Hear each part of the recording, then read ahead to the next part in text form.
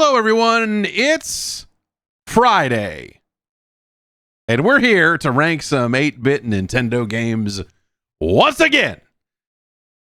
We've got a fresh list provided by the members of the Gerstmann Advisory Panel. If you would like to join up, of course, visit the Patreon. You can get an ad-free version of the podcast. You get a bonus podcast. You get you join the advisory panel. You can point me in the direction of some 8-bit Nintendo games to rank, and I will rank them. I'm fine. Thanks for asking.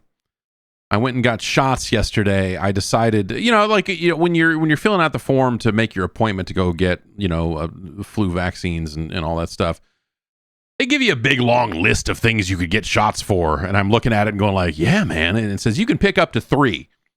And I'm like, okay, well, I know I need to get my COVID booster. I know I need to get a flu shot. And I am now I am of an age where they want me to get the shingles vaccine, which is a two dose set. And so I'm like, well, yeah, okay. So let's start on the shingles. Let's get going here. So I got, 2 in one arm and shingles in the other. And, I'm sitting there like 5 minutes before, like I'm waiting to get the shot. I'm waiting in line to tell them that I'm here. And he's like, oh, what vaccines are you here for? And I tell him, and the pharmacist goes like, oh man, you're brave. I was like, oh shit, what'd I do? Oh no. I don't want to hear that. And I posted something on Blue Sky about getting this stuff, and it was just like a zillion people going like, dude, the shingles, 2 things. 1, the shingles vaccine is no fucking joke. It will knock you on your bing bing. And 2, shingles is way worse, so don't fucking get shingles. And I'm like, all right, well, here we go. And I've been fine.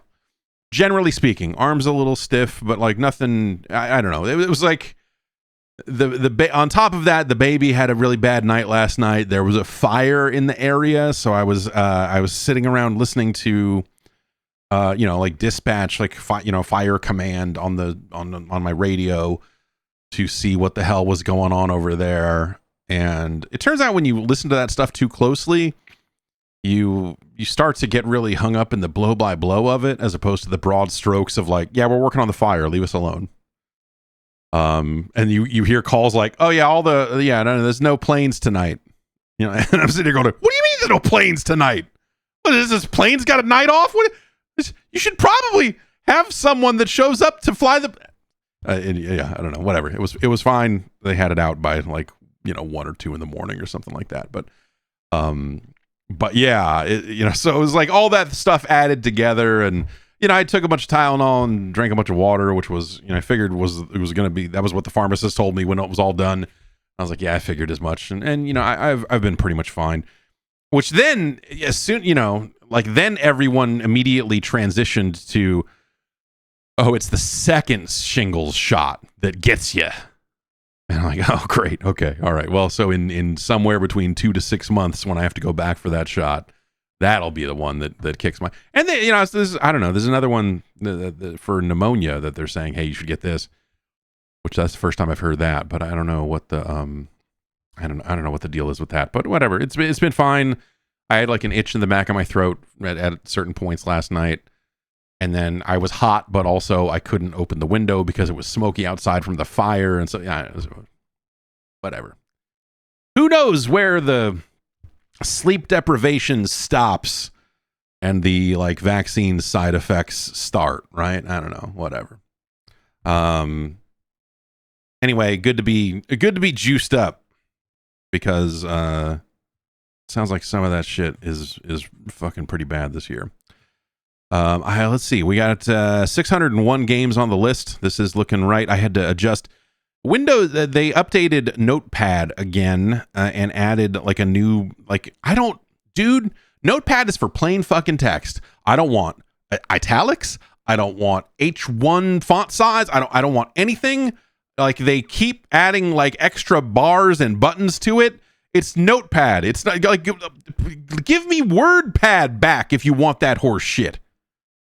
I recommend installing Notepad++. If you actually want a good Notepad, Notepad++ is fantastic. And And I would use that here, but this is Notepad captures well in this specific shape and size of window without me having to crop it a billion different ways and whatever else. So this is literally the only thing I use regular Notepad for is this stream to have this list appearing this way. But now that they've gone and made the window even weirder, I was like, all right, maybe I've been meaning to move from Notion to Obsidian, and I copied the NES list over to Obsidian to give it a shot, and I'm liking it so far. But they charge if you want to sync across multiple devices in Obsidian, you have to pay them a monthly fee, whereas Notion does not, and it's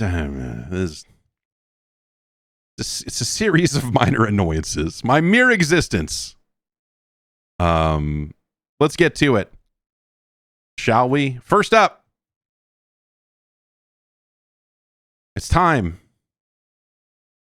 to, it's time to continue the mania and see what the hell is going on with it. This is, I believe, an unlicensed video game. Yes, it is, from your friends and mine at Tengen. It is Pac-Mania.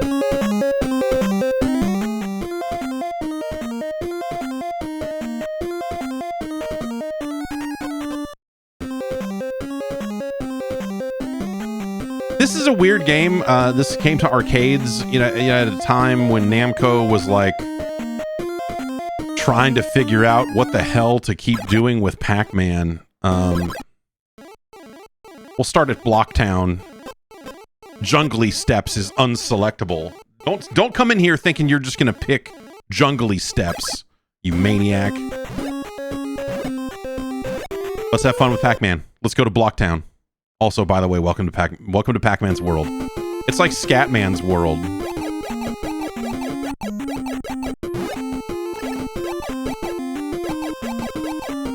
So they decided to go and make a Pac-Man that is, more 3D in nature, isometric viewpoint,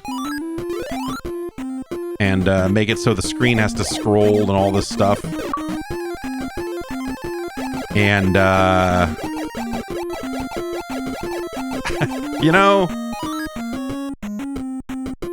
Pac-Man with less visibility is not super amazing. Also, the NES rendition of this music is not great. But also you can jump. They made a Pac-Man game where you can jump. It's super weird.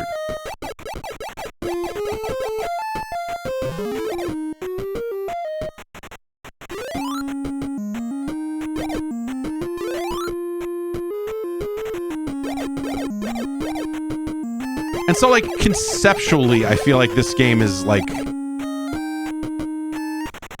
I don't know, cursed is not quite the word, but it's just, there is a certain amount of, like, all right, well, why, now I gotta hunt around for the dots because they're not all on screen, and I don't know exactly where I left some behind, and, it's just a whole, oh, wait, I could've gotten that one.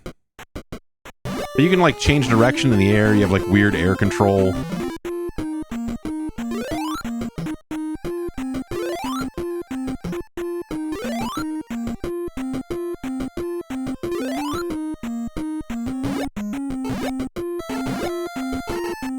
There's no limits on your jumps. It's not like it's Amadar or something.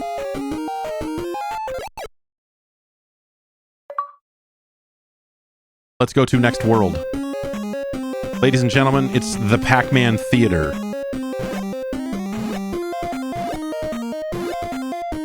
That's a lot of ghosts.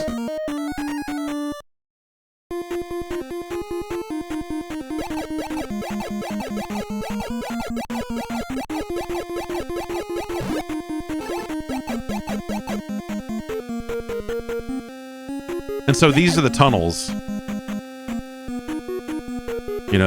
They draw the full tunnel on screen. And it's, I don't know, it's a worse version of Pac-Man. you know? And I think that holds true of every version of this game. The NES version here, this is maybe the first time I've seen this specific version, and it's fine insofar as it is also Pac-Man. We got a special item. Now we're really cooking with cooks.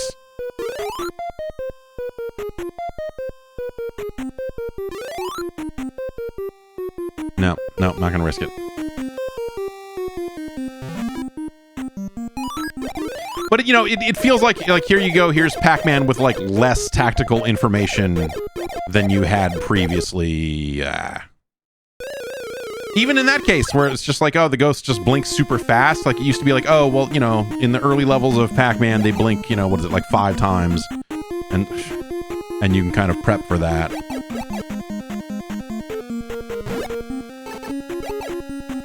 And the isometric nature of the viewpoint makes it feel ever so slightly less precise than actual Pac-Man.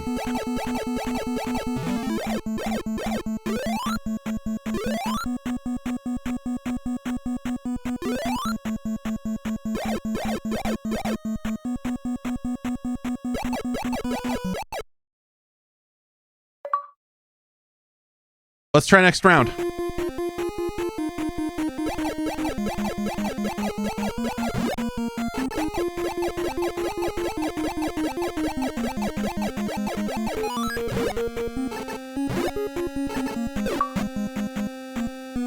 The way they, it might not be until we get to jungly steps.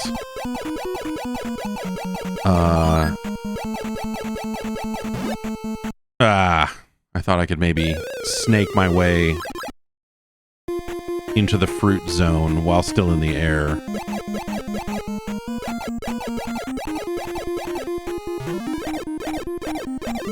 Why are they all ganged up like that? That's super weird.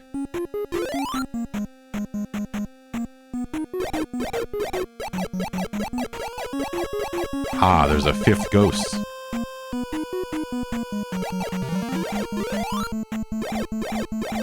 True chaos. But it's a situation where you get that power pellet and you have no idea where the other ghosts are because you can't see where they're at, There's the most you get in terms of information of what's happening off screen is when it shows up in the corner that fruit has appeared. That's sort of the most you get. And that's not great. I don't know. It's better than nothing, I guess, but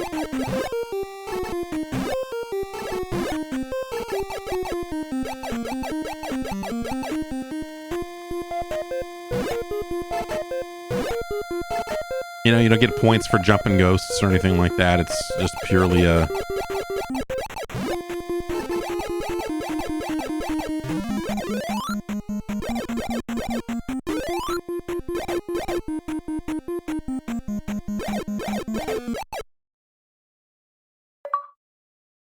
Let's go to next world.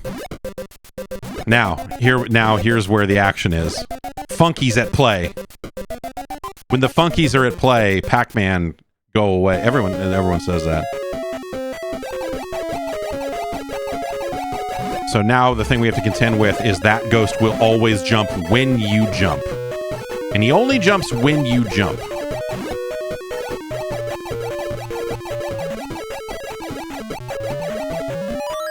And so if that guy's up in your midst, you can't just jump away from him.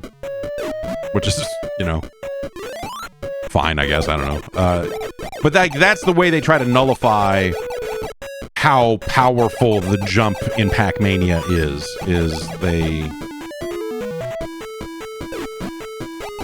they make a jumping ghost.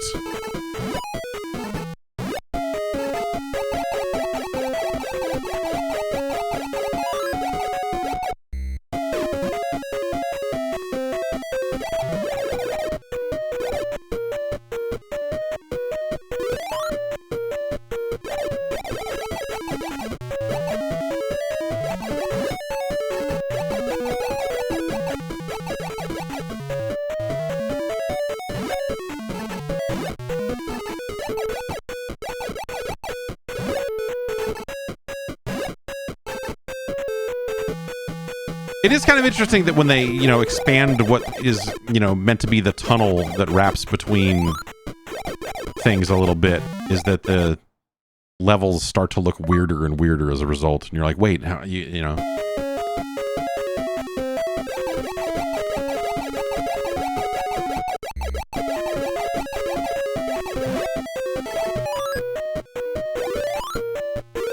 A coffee cup.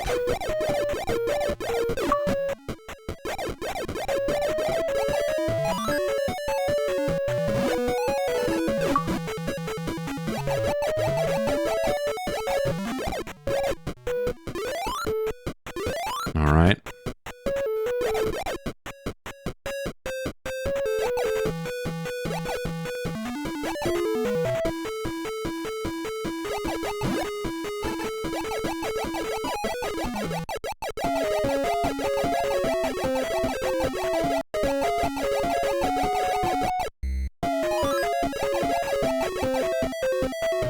Tell me more about this fruit target.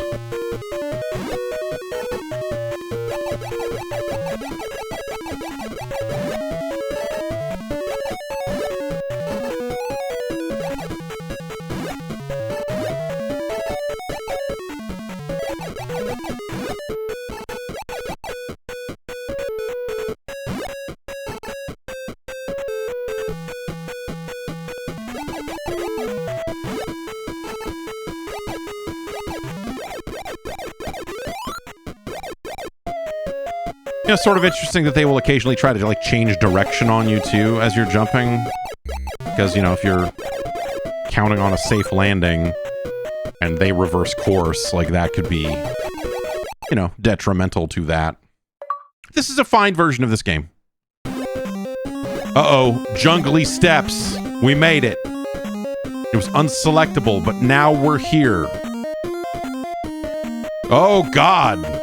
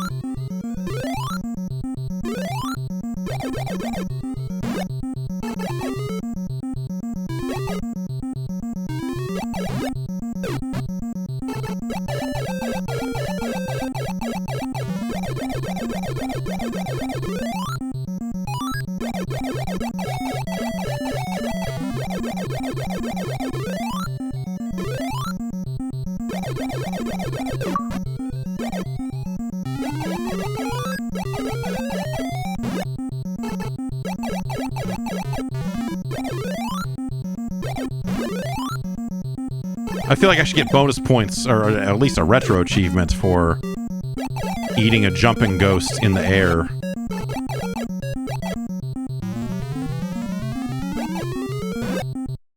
See, that's the combo right there, right? Super fast ghost with jumping ghost behind it. Deadly. I hate the way this level looks. Like, it is hard to discern, in some ways, the passages. They just, you know, because of the way that there's all these breaks, you know, horizontal, or vertically, rather.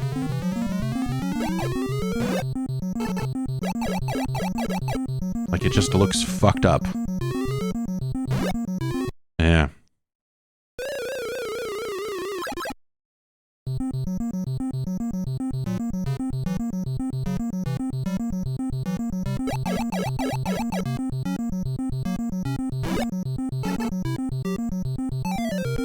Ah, this is not where I intended to go.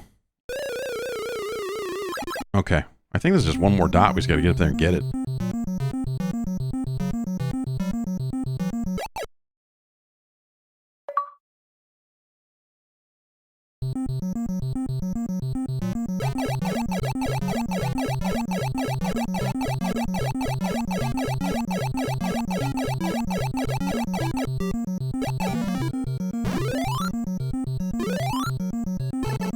I should get something extra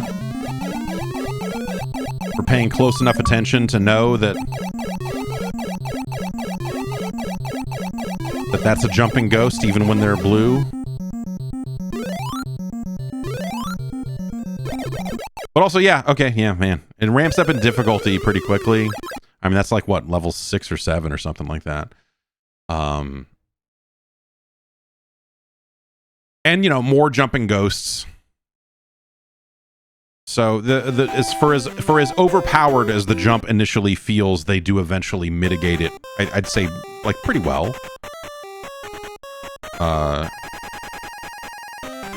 Whatever. And now, can we select jungly steps? No. I guess we could have continued from where we left off, but I forget what the deal is with this, with jungly steps showing here. I thought that maybe you could continue and get there, or you know, anyway. Jungly steps. It's fun to say. It's a lot of fun to talk about jungly steps. Could have used a better soundtrack. Some chopped up Amen breaks or something, you know.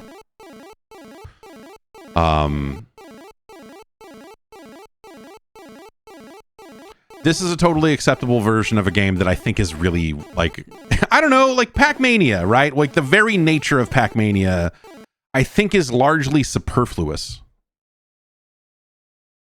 And at the time, it felt like this weird, like, oh, they're trying to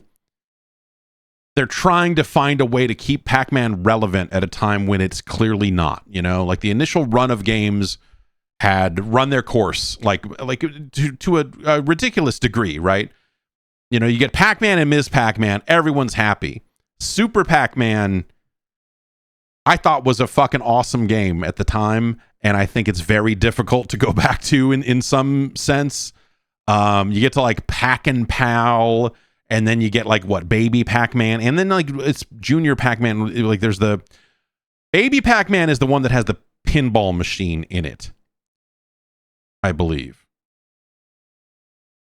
Where it's, you know, it's Pac-Man on the main screen, and then there's a pinball machine in there as well. And you kind of go back and forth between the two things. That's a really cool idea. I like that game a lot, but not because it's not because it's an especially good Pac-Man game. It's also not an especially good pinball game, but it is extremely cool that they have combined the two things. And it'll be like, oh, if you do well on the pinball machine, then the ghosts will be slower, or that's how you make power pellets appear, and whatever else. And so, like, the interaction between the two is really cool. And then there was, you know, like, there was this was, I believe, an official revision of Pac-Man, but they did a revision of Pac-Man where the ghosts had flags on their heads when you turned them blue, and they changed up some of the fruits and stuff to be like Coke cans. They weren't official Coke cans, but it was like, you look at it, you're like, oh yeah, that's clearly supposed to be a Coke can. I want to say Namco did, or maybe Midway, but, like, I want to say that was, like, an officially licensed thing. But then also there were, of course, a zillion bootleg Pac-Mans and speed up hack chips. Pac-Man Plus, right? That's right. And all of the other weird things happening around that. And so Namco kept making all these Pac-Man sequels until you get to Pac and Pal, where you can shoot out, like, the Galaga beam as Pac-Man. It's Pac and Pal is really more of a sequel to Super. Anyway, after all of that, Pac-Man fever subsided. You know, thankfully, the vaccines work, and Pac-Man fever was brought under control. And we had a couple of quiet years there until Pac-Mania attempted to grip the public, but it didn't.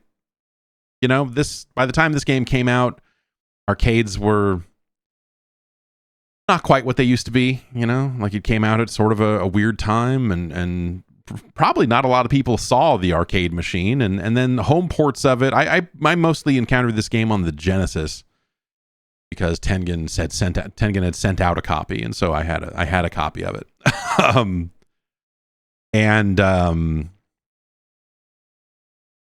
It's okay.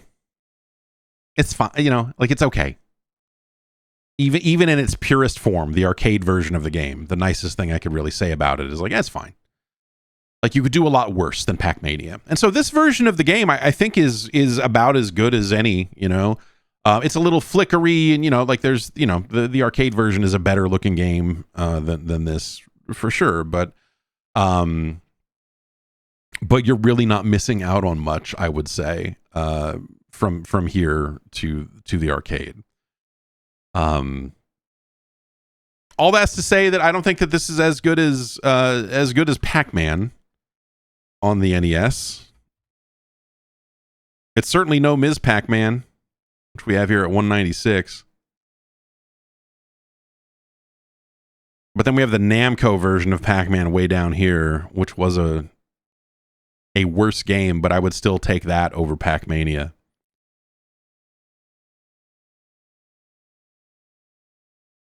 Yeah, it's a weird one. There's nothing wrong with Pac-Mania per se. Well, that's not true. I actually think that like the way that they decided to introduce scrolling into it and giving you less tactical information, and then also like reducing the usefulness of the tunnels and stuff too. Like the jump is really the only thing you have at your disposal to handle the situation, and then gradually over the course of the levels they start to make that they take that away from you a little bit as well. I think they should have just gone all the way with it. Like the thing that people always thought would be really fun or really funny at least is first person Pac-Man, and that game got made. Like people made bootleg like computer games of first person Pac-Man games, and and all of that stuff. And those were not very good either for similar reasons, right? Where you're just like, oh, like I'm lacking the tactical information. It's the sort of thing that makes Pac-Man Versus a really fascinating game where you've got players playing on a Game Boy Advance and players playing on the GameCube.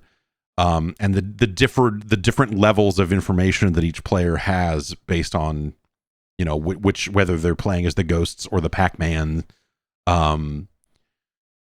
That's a really interesting twist on the formula that plays around with that sort of like, hey, we are reducing the amount of information that you have, in order to add extra challenge or to kind of rebalance this experience a little bit. And I think that that's really a cool idea. And that's a great game. Pac-Man Versus, get your GBAs together, make it happen. Play a few rounds of that. It's fun.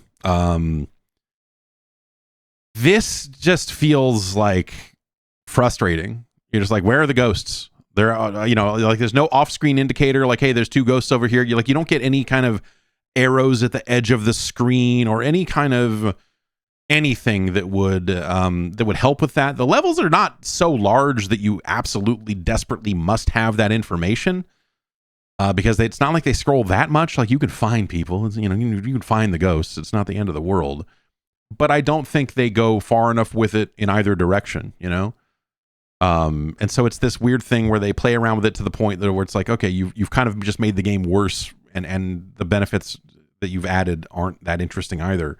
And so that's ultimately the problem with Pac-Mania. It's no 720. Rampart is a better game, but it's better than Galaxy 5000 racing in the 51st century. I mean, let's not be crazy. It's better than Tombs and Treasure. It is better than Star Trek 25th Anniversary. It's better than Volleyball.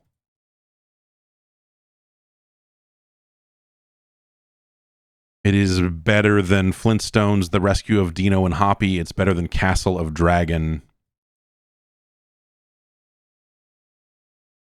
It is no Bump and Jump. It is absolutely no Bump and Jump. It's our new number 290. Okay.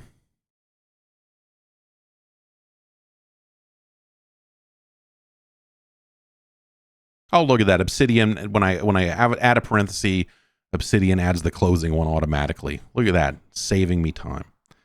But how is it at copying and pasting into Notepad? That is the true test. Okay. it seems better and faster than Notion. There it is. Pac-Mania, our new number 290. It's, you know, I don't know what you do with Pac-Man. Like that feels like an interesting thought experiment, because I feel like the post Pac-Man fever Pac-Man games, if you will, once we get out of the initial rush of them,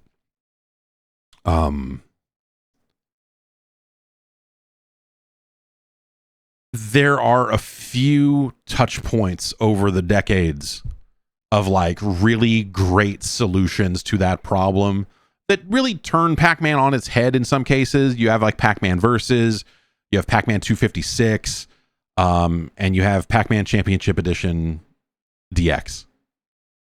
Or just Pac-Man Champion, even just regular Championship Edition. Like, though, that's a fantastic game. But it's fundamentally doing a different thing. Like it is designed to turn the rules of Pac-Man on its head. And so it is a game that can only exist as a reference to the original thing, you know? Which makes sense. You know, like people like to have fun and talk about Pac-Man 2, and it's a, you know, that's a very silly game. You know, what Pac-Man World, the platformers, I think what the re-release of Pac-Man World 2 just came out, right? Those games are awful. Unless you were like 9 when the PlayStation 1 was out. Like, it's a terrible game. The arrangement, yeah, Pac-Man arrangement is fine. Yeah, that's an okay version of the game.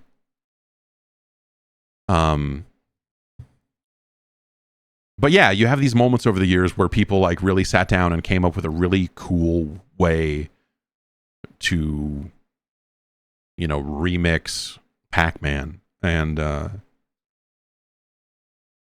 but you know, like will we ever get a true sequel to Pac-Man? You know, that's not a thing. That's not a thing. I don't think very many people even want that. Let's move on. Konami was on one at some point in the 90s, and they were like, fuck it, man, we'll port anything. And that leads us to this game that Daniel wanted to see.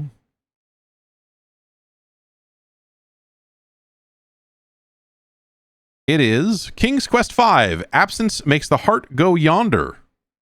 Or just King's Quest V, if you will. I don't know why you would port King's Quest V to the NES other than, you know, Konami. There was a guy, I'm sure that there was just a guy in the office in Konami US that was just like, man, we got to capitalize on this popularity of this platform. We got to get whatever games we can and bring them out. What are there some popular computer games we can port over and then just did it, right? Oh, please tell me this is like a password entry. I'm going to say yes just to see what it says. Oh. Okay. Maybe it's like a tutorial or intro kind of thing. This doesn't make any sense to me. This doesn't make any sense to me.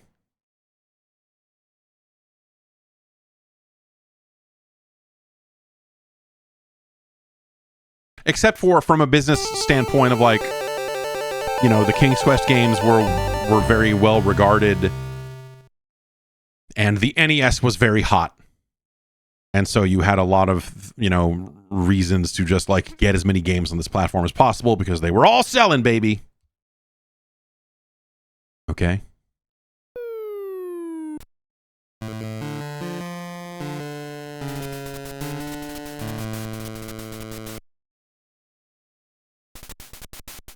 He's shocking the castle.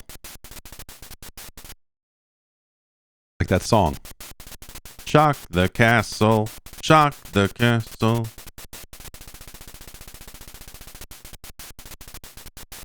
Oh, God. Mind freak!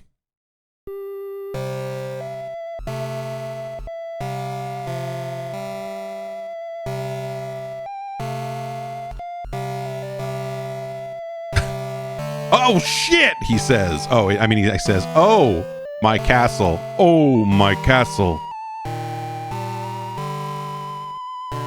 Oh my god. Oh my god.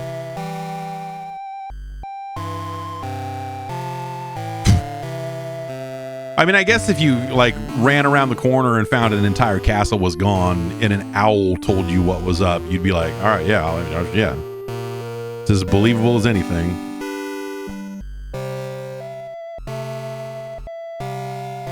What? I know what happened in your castle. I saw it all. Yes, I did.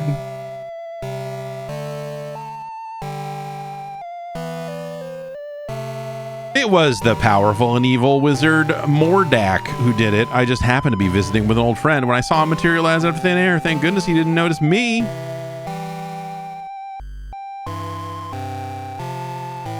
He caused a dark cloud to descend from the sky and envelop the entire castle. Then he commanded the cloud to rise again, and it did. And as it did, it took the castle with him. Oh, it was a sight to see. All right. All right. Why? Why would he want my castle? What's he have against me and my family? Fuck, dude, I don't know. I'm an owl. I'm an owl. I know not.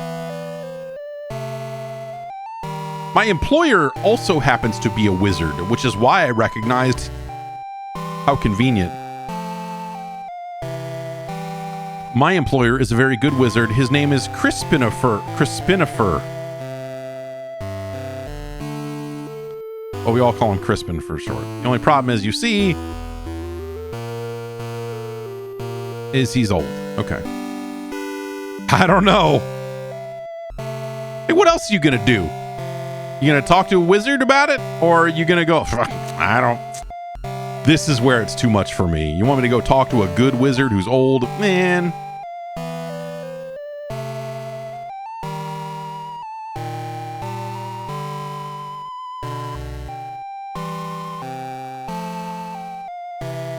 It is my opinion you don't stand a chance. You must come with me. This owl is pissing on me. What is that? It's... Don't let him lie to you, fellas. It's piss.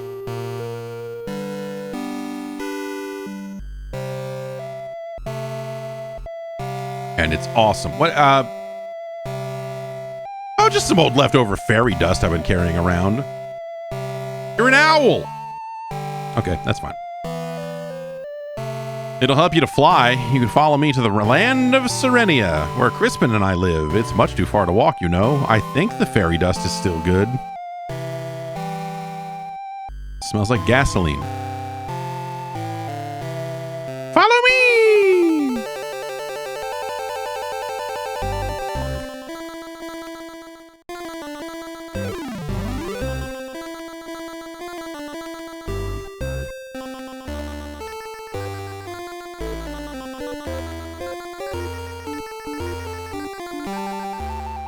I think this game's kind of ugly.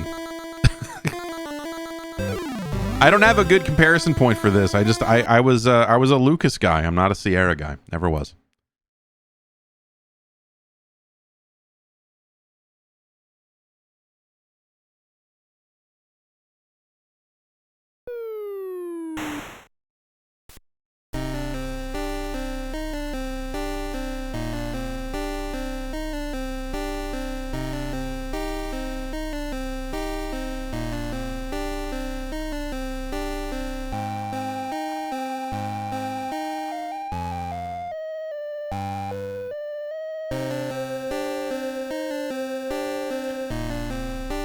Crispinifer. The Society for Wizards has always taken a dim view of Mordak and his abuse of his power. He's even been put on suspension a few times. What did we ever do to him, man? Fuck, dude, I don't know. He's a wizard. He's just... What wizards do shit? I've never understood that evil mind of his.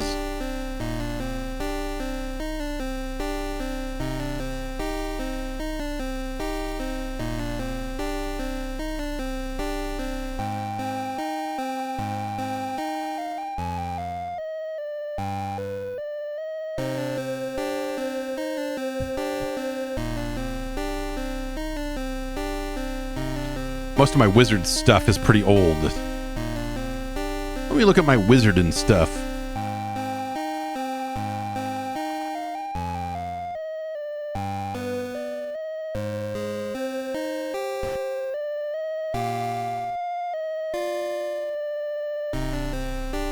Here, eat this. I don't know, I pulled it out of a treasure chest. That's an old piece of magical white snake. Dude, if you meet a stranger and he tells you he wants to feed you some of his magical white snake, you tell him it's at least $40.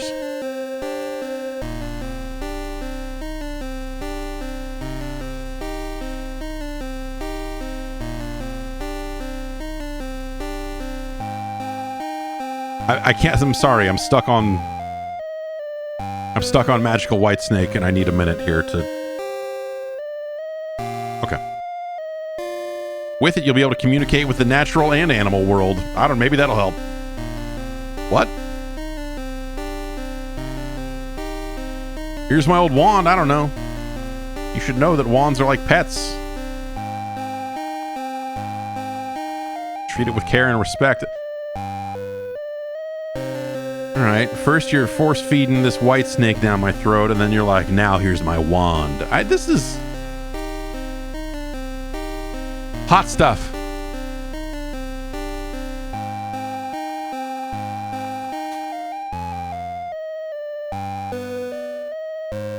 Mamma mia!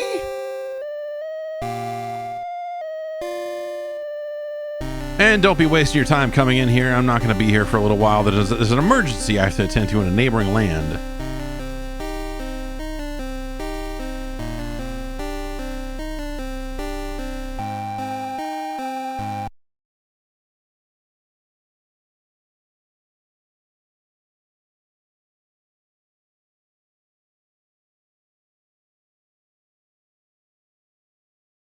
It's just over the hill to the south to find the town. Okay.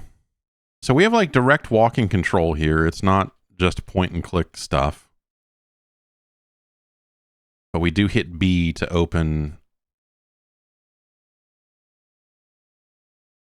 the interface. And toggle between the... Wait, how...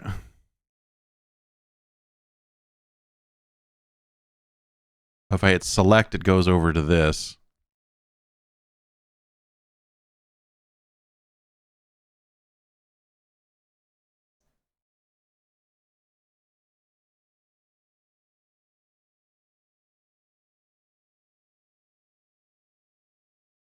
Oh, so I can... Wait. Let's look at the owl.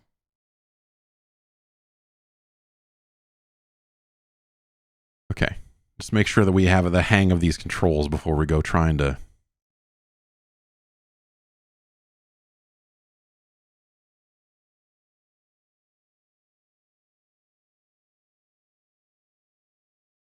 So if you want to walk around like this, you can.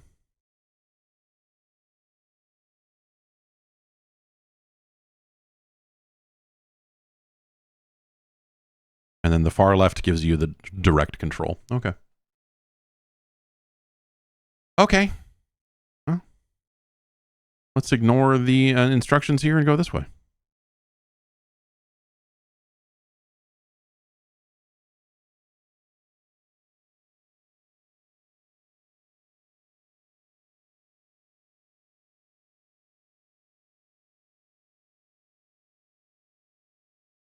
How do I...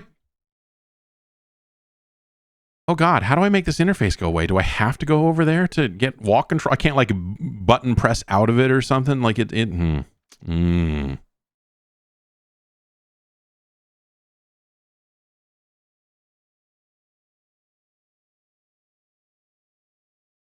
so we hit B, it opens this.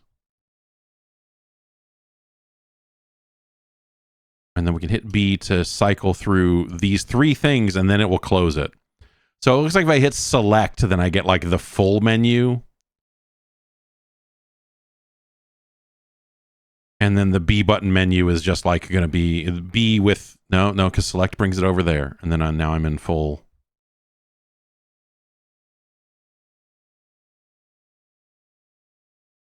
Okay, and then B cycles through the 3 things and then closes it. So if I want to talk to this thing, well, it's just going to say no. Why did it bring the mouse cursor back over there? Okay, when I put my hand on the sign, the owl tells me there's a witch in the forest.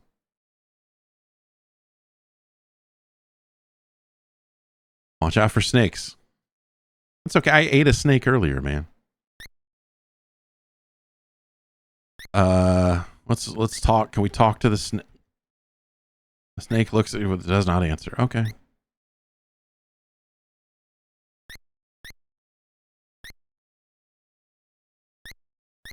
What if I get my hands on this snake? Okay. It's just not going to let me do that.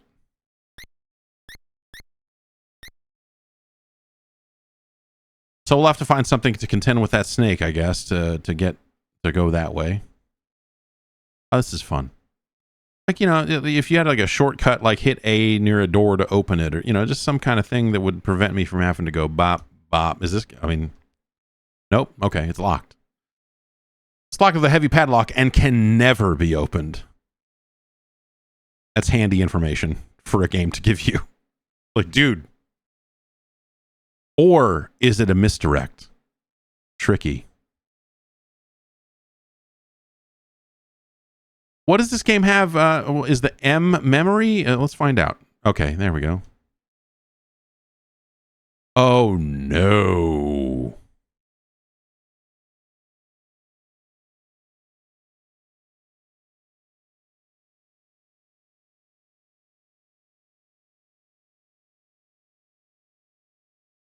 Okay, that looked like it saved.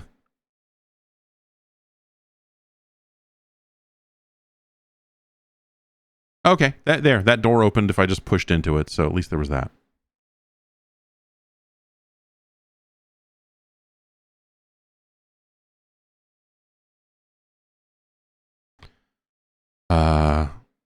Let's talk to this guy. No.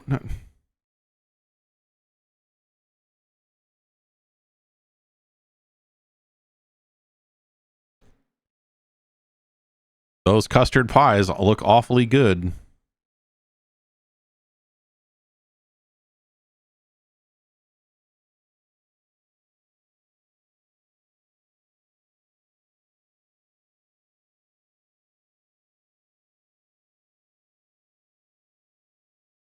He would love to buy a pie if he could.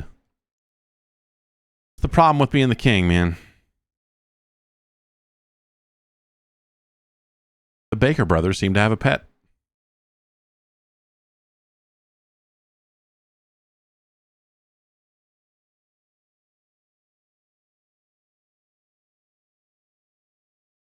All right, we can't go that way.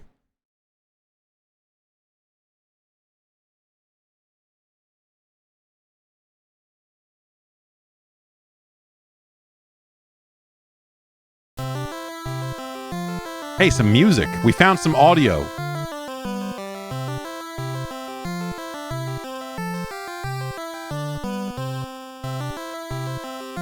He's going to rub me out. All right. We found the massage parlor. Oh, Jesus.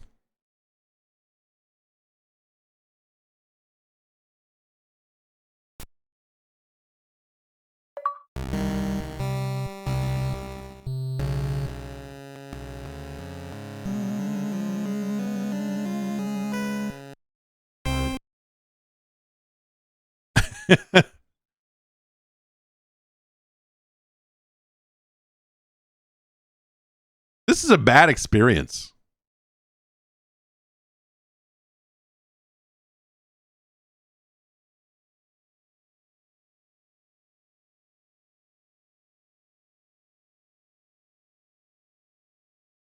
Securely locked and can never be opened. Okay. Now that we've seen that on multiple doors, I'm starting to believe them.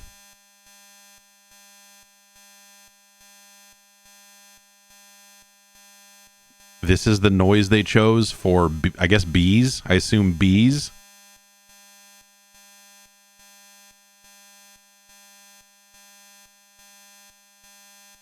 Is this a stick?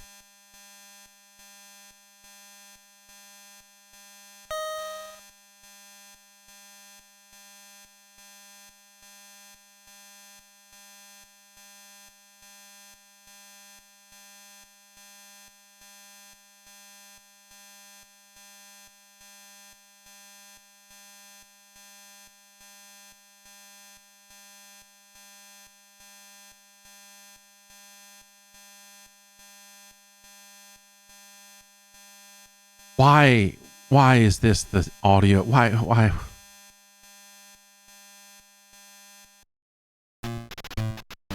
It's fucked up out here.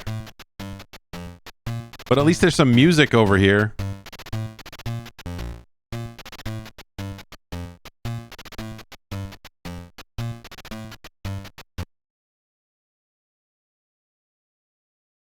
Man, this is...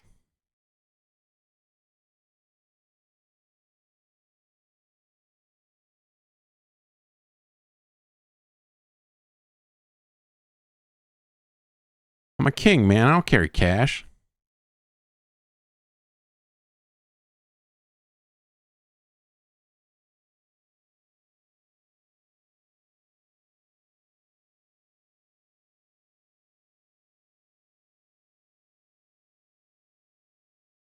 What if I beat him with a stick?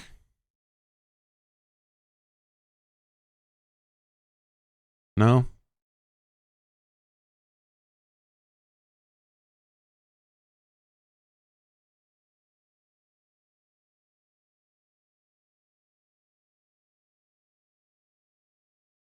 Go away. Interface, go away. Let me walk. Let a man walk.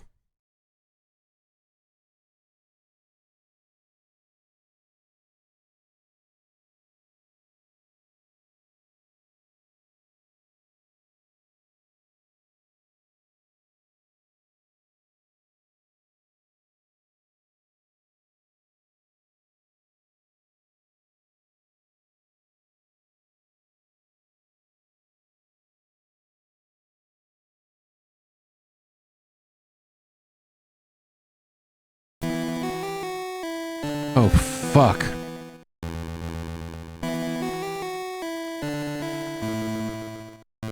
What the f...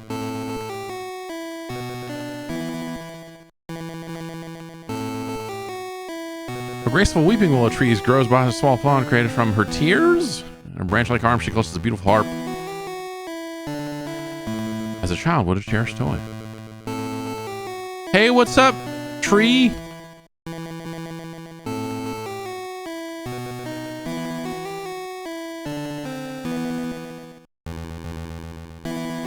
You can talk? I mean, you know, yeah, why wouldn't you... Why'd you talk to the tree if you didn't think it was going to respond? Everything's wrong. I'm not really a tree, I'm really a princess. A nasty old witch. Banished the prince to a faraway land and turned her into a tree and stole her heart. Turned it to gold and took it away.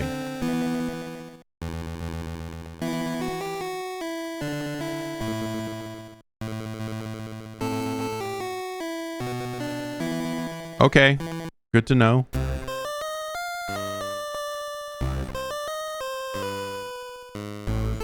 Like a little bit of sample audio there. Weird. Weird. They made some choices with this thing, man. What is this? Fuck is this guy doing? A young gnome happily plays with an exquisite marionette. Alright, I thought he was like conjuring fire, so it's a good thing that I looked at that, I guess.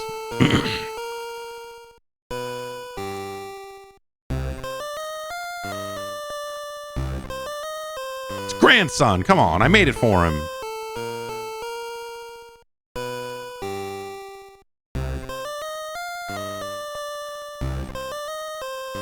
Why would you think you would want to buy?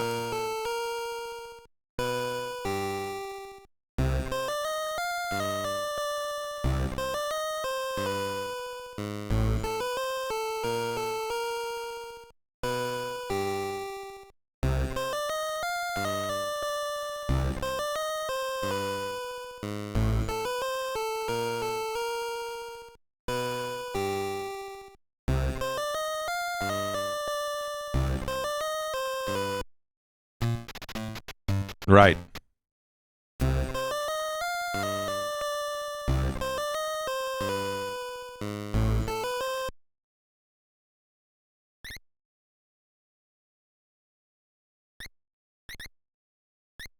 Are you shitting behind this tree, sir?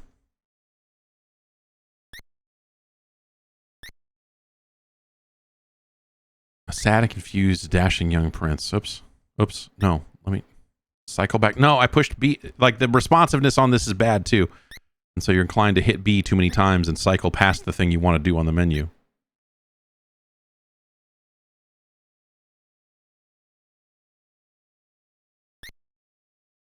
Smooth, creamy skin. Nope, haven't seen anyone like that. I think that old witch who lives in the dark forest has something to do with her disappearance. I'll keep an eye out for her. I haven't talked to anyone that looks like that, or certainly no one. I can't think of a single person that would. Yeah, I don't know, man. Witch? Yeah, I haven't talked to anyone.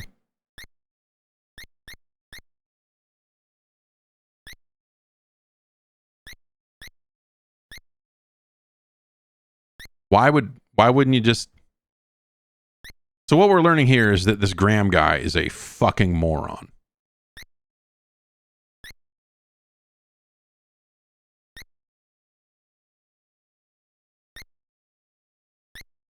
And there's that snake I heard so much about. So does that mean if I go up here is where the like, yeah, enter at your own risk sign?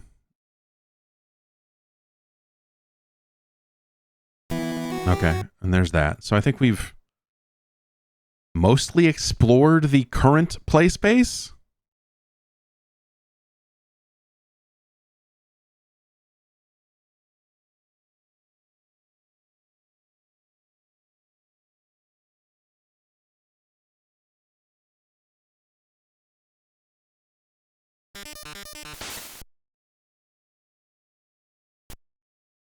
Those are some real unlicensed video game noises right there.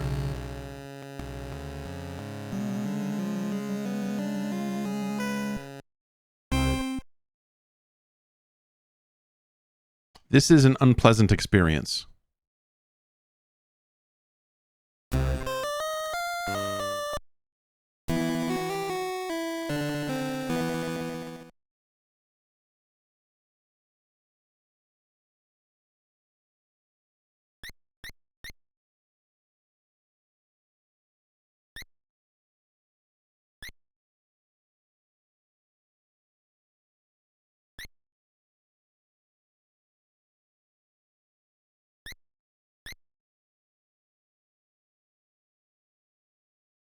Okay.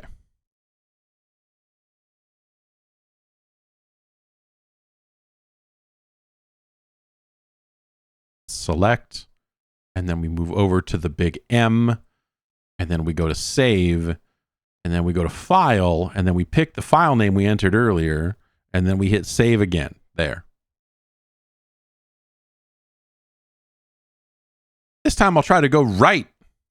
These instant deaths are really fun. Oh, shit.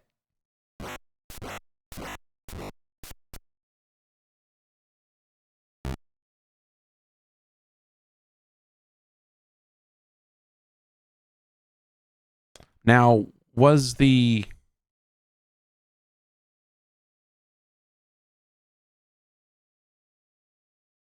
Is this a two-way split? Is there a lower path here? No.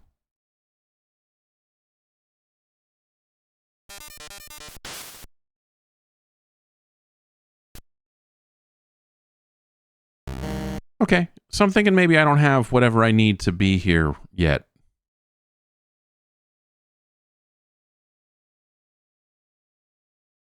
Maybe.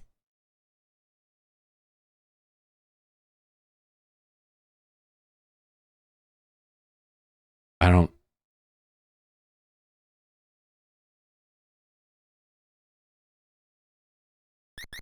What was over this way? Right, the snake.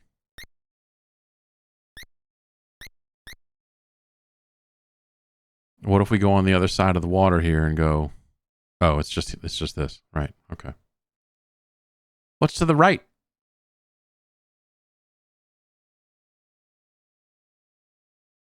Nothing.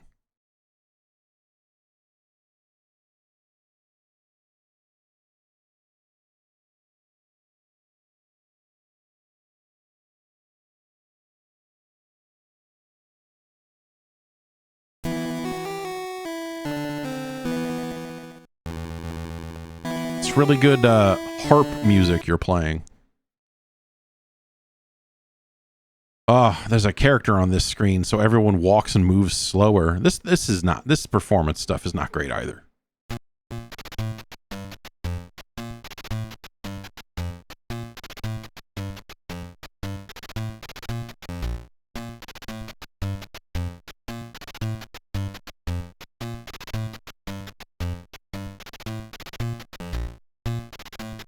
Well, I do have this stick.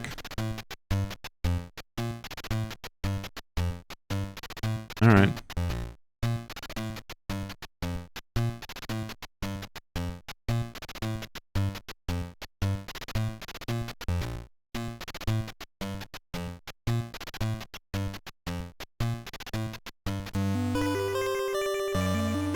Oh.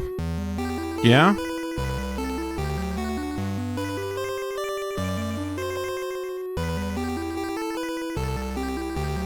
Seeking a way to cross the Great Mountains to the ocean on the other side.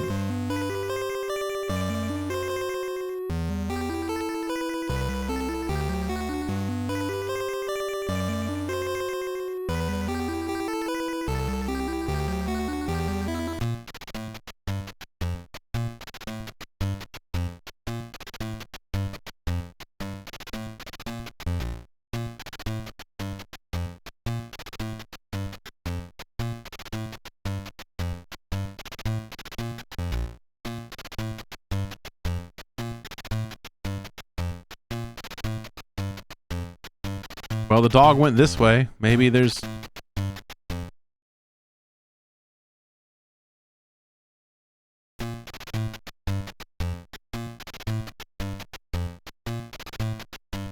Dude, this sucks.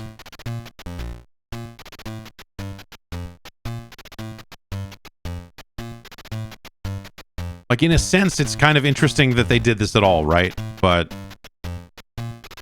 when you think about, like, how you might want to play this game,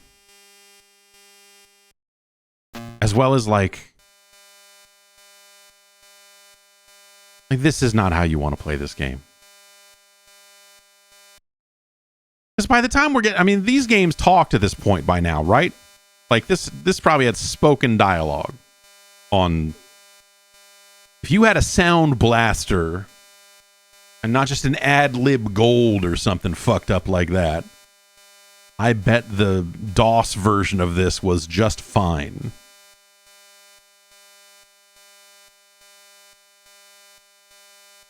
This one did? Okay, yeah. So it talked on PC.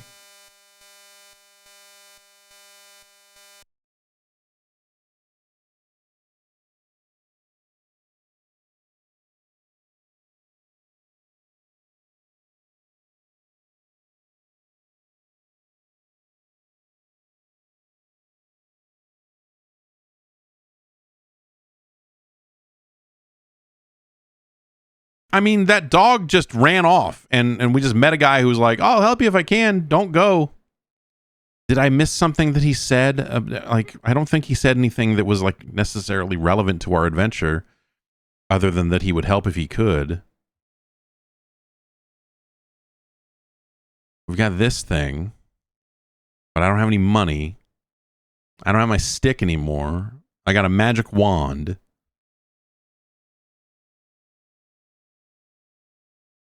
Don't go in the inn because they'll jump me.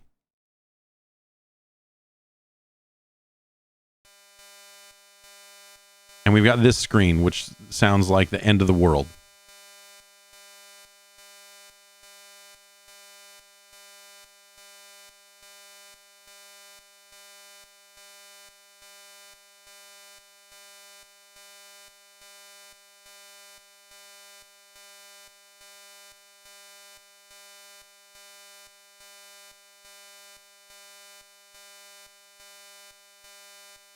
My other curiosity is this save real? It's a game that has passwords, right? So I'm guessing I am guessing that this game doesn't have actual battery backup and the saves are just until I turn it off, which is also, let's just say, unacceptable.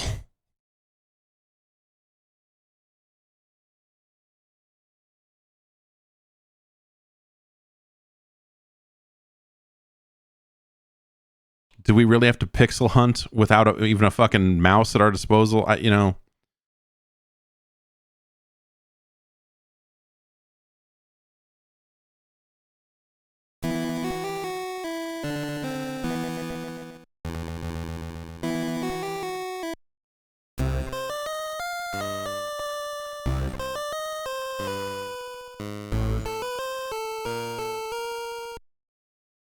Right. Okay.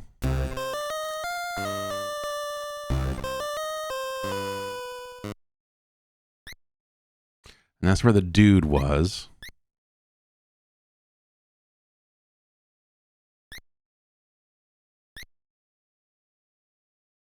I don't think I have the means to get past this snake.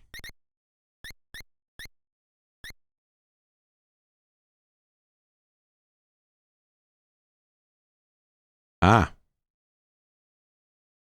Okay.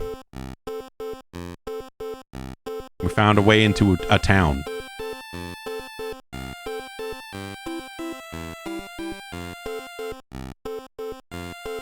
How goes it with you, good fellow?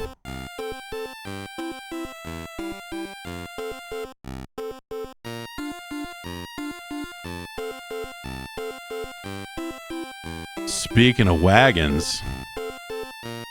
Oh.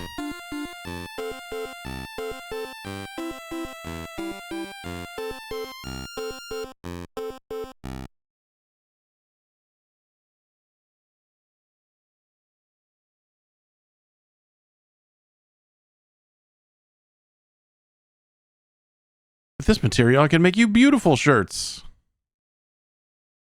Pants.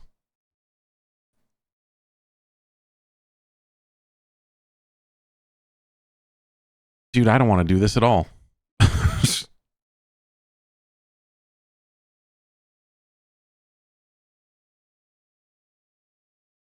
Not a person.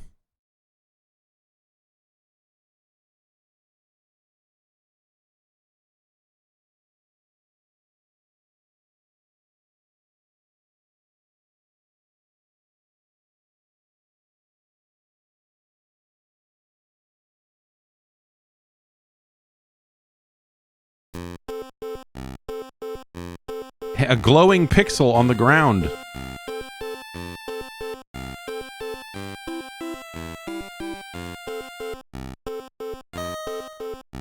Now we're ready. Wonder if I could buy that cloak with a silver coin.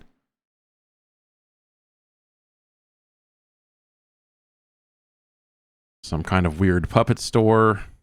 I got marionettes up in here.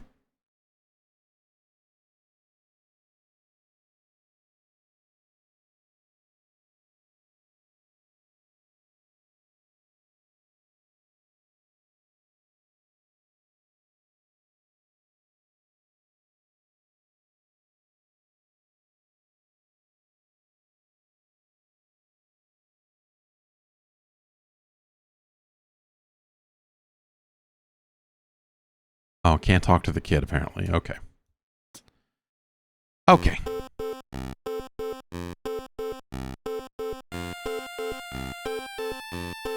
This is the whole ass town?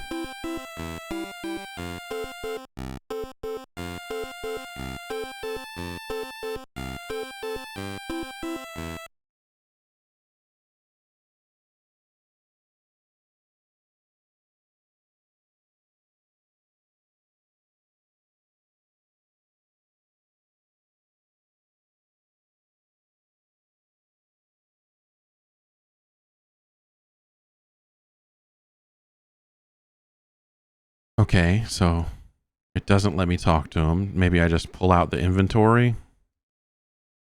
Let me bust out my silver coin. Okay, I can't. Okay, we need to select, and then I can go to the inventory. The multiple ways of accessing your... Oh my god.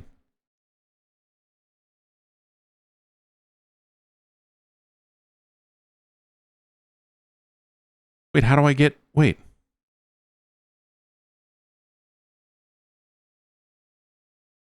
Oh, I'm... Yeah, okay, I need to do this. It's because I don't have anything. That's why, okay. That puts the coin in that spot, And now we give the coin to the guy. Oh.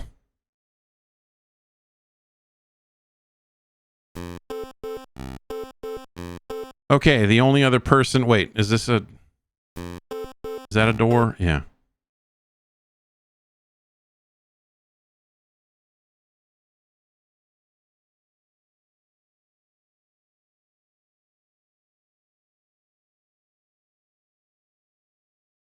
I'll buy you out for 1 silver coin.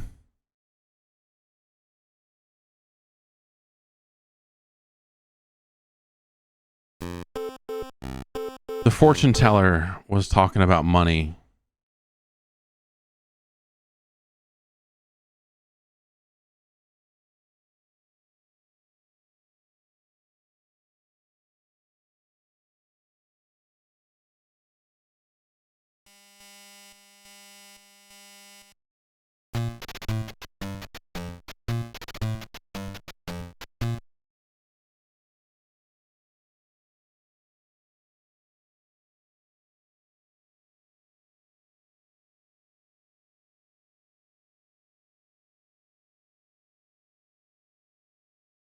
Okay, apparently that's not it, because it won't even... they didn't even bother to write a response to that. They're just like, no, go away.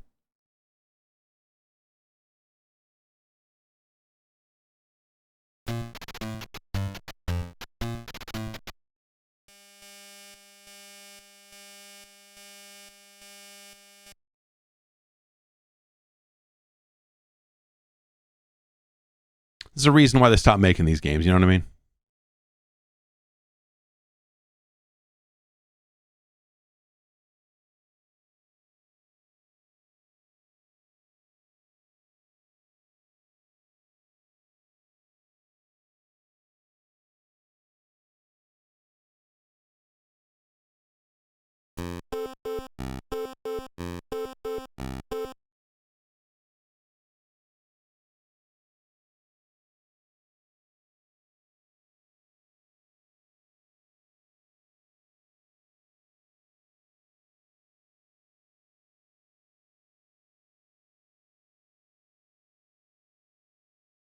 All right. I mean, you guys talking about being broke. I'm offering you like a silver, like something. Must not be that broke. And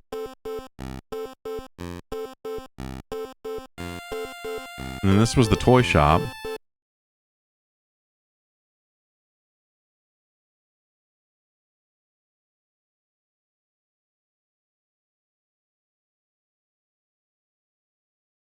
No, I like...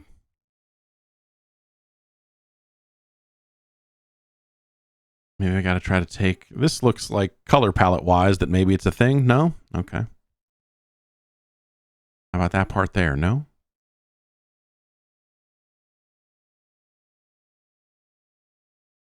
How about the letter E right here? No? Fuck this. Fuck this. You know what I'm saying?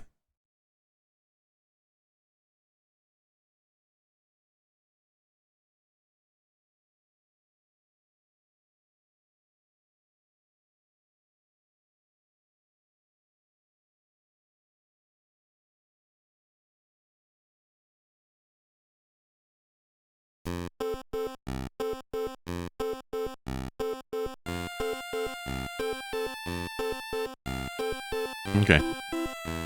Nothing that way. There was a guy here. He's gone.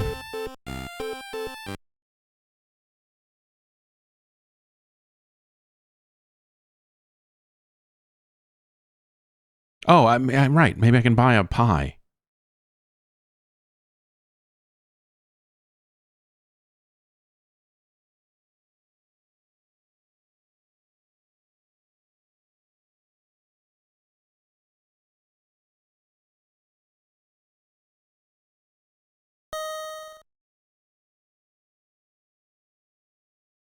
All right. Now we have a pie.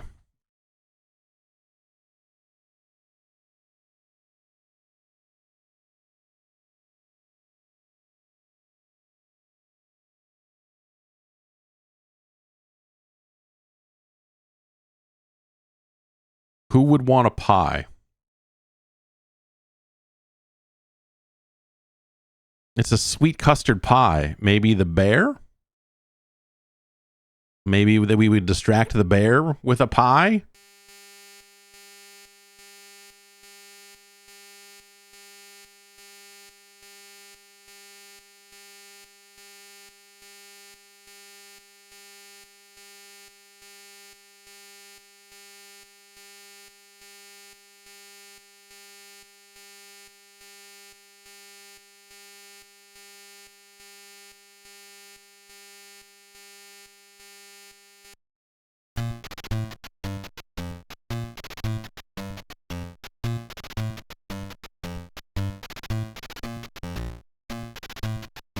The ants are not interested in the pie?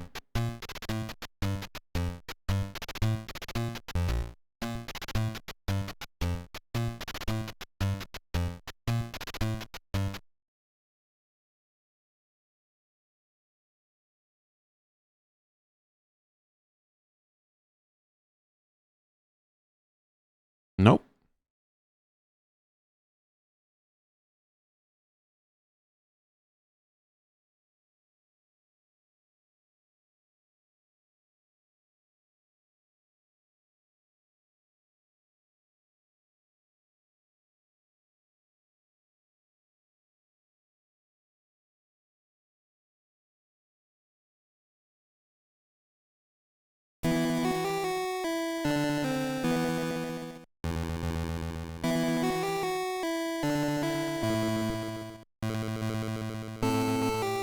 Bird eat the pie? You know,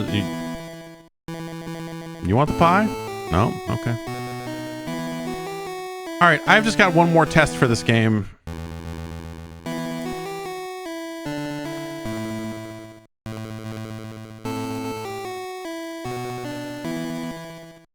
And then it's that we saved the game.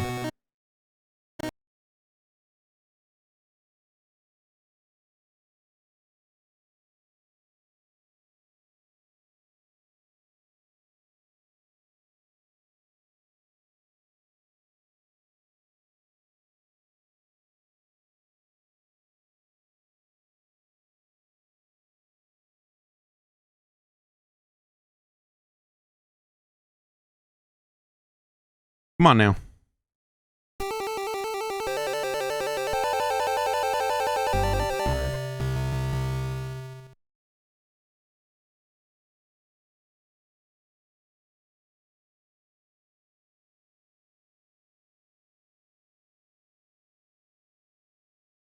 Okay, it's still here.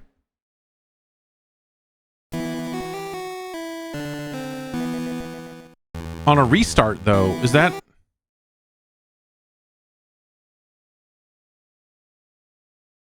But this doesn't just reset the console. Well, okay, let's just make sure. Let's check for real. We're gonna completely reload the game.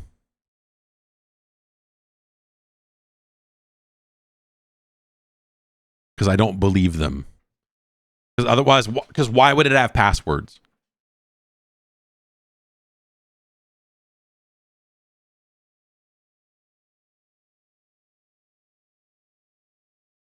Oh, this takes forever. Okay, there we go.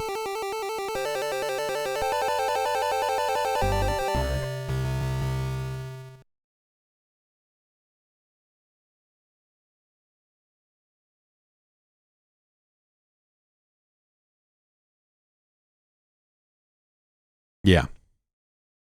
Okay. It doesn't really save.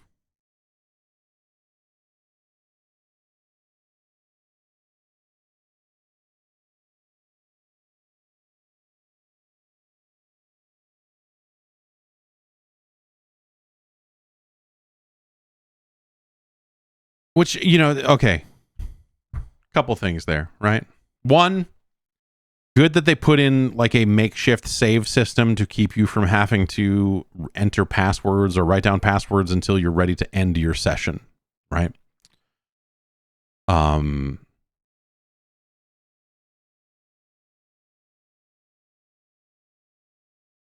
But you know, it also, I think, is very revealing in terms of like what was Konami's goal here in porting this game over in the first place. And that goal is to do it for as cheaply as possible. And not spring for a cartridge that has battery backup. You know, not pay the extra cost of goods and do it the right way. That's, you know, at this point in time, pretty scummy. I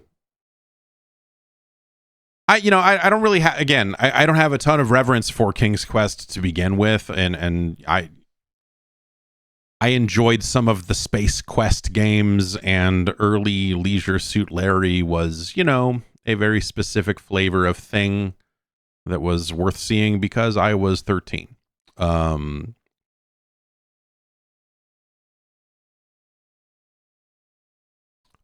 But the very idea of putting King's Quest V onto the NES, again, it just, like, I see in my head, like, mostly bald man in suit with cigar going, we got to get more games out. The kids love this Nintendo. What do you find games that other people made for computers? Just whatever, you know, and that, you know, and then they went out and were like, oh, I don't know. People seem to like King's Quest V. We could get that for, you know, no money and port it over, you know, like let's do a deal to bring that to the Nintendo and everyone will love it. And yeah, they should have done Police Quest on the NES. But this just seems, I don't know, it's a filthy port. And you know, early Sierra games were coming out before a mouse was really standard on a computer, you know. There were definitely, you know, some arrow key based movement in some of those fucking games early on. Though by the time we get to King's Quest V, I mean, this is like CD-ROM technology. This is like, this game talked, this game had mouse support, and, you know, it played like a proper point and click adventure game because you could both point and click. I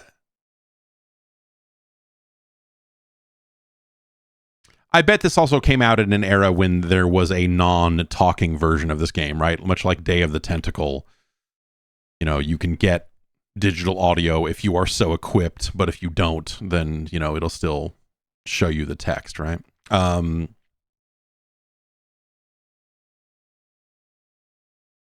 Text, yeah. Go all the way back to the text parser, the, like, you know, graphical text adventure of early Sierra, sure.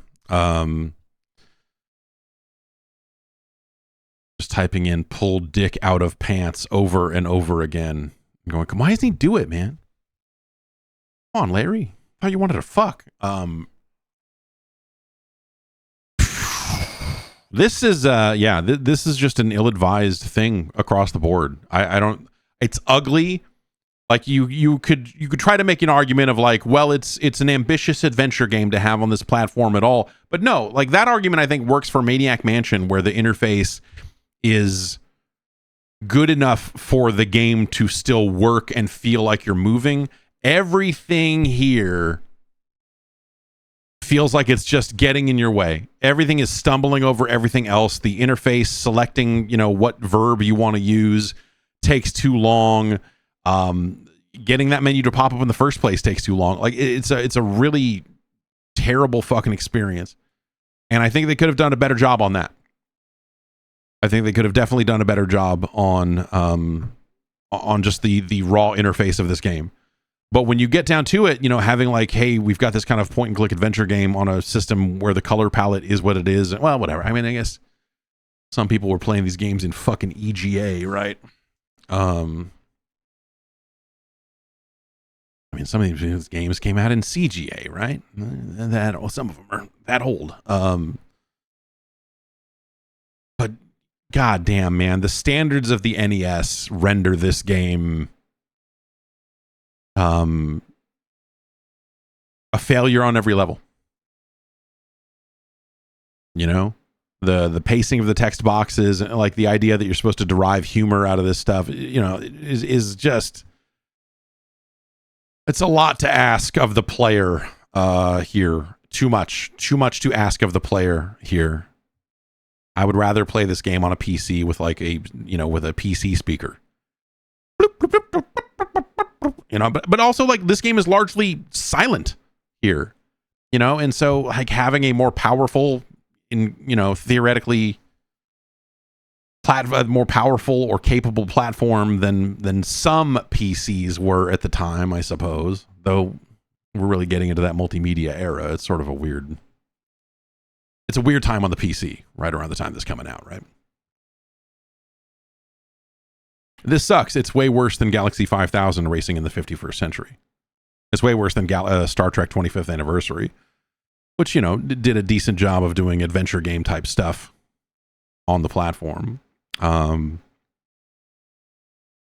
It's worse than Overlord, which is, you know, similar insofar as like, hey, here's this computer game on the NES and like the interface is maybe a little weird, but like I think Overlord does a better job of translating over to a controller than King's Quest does.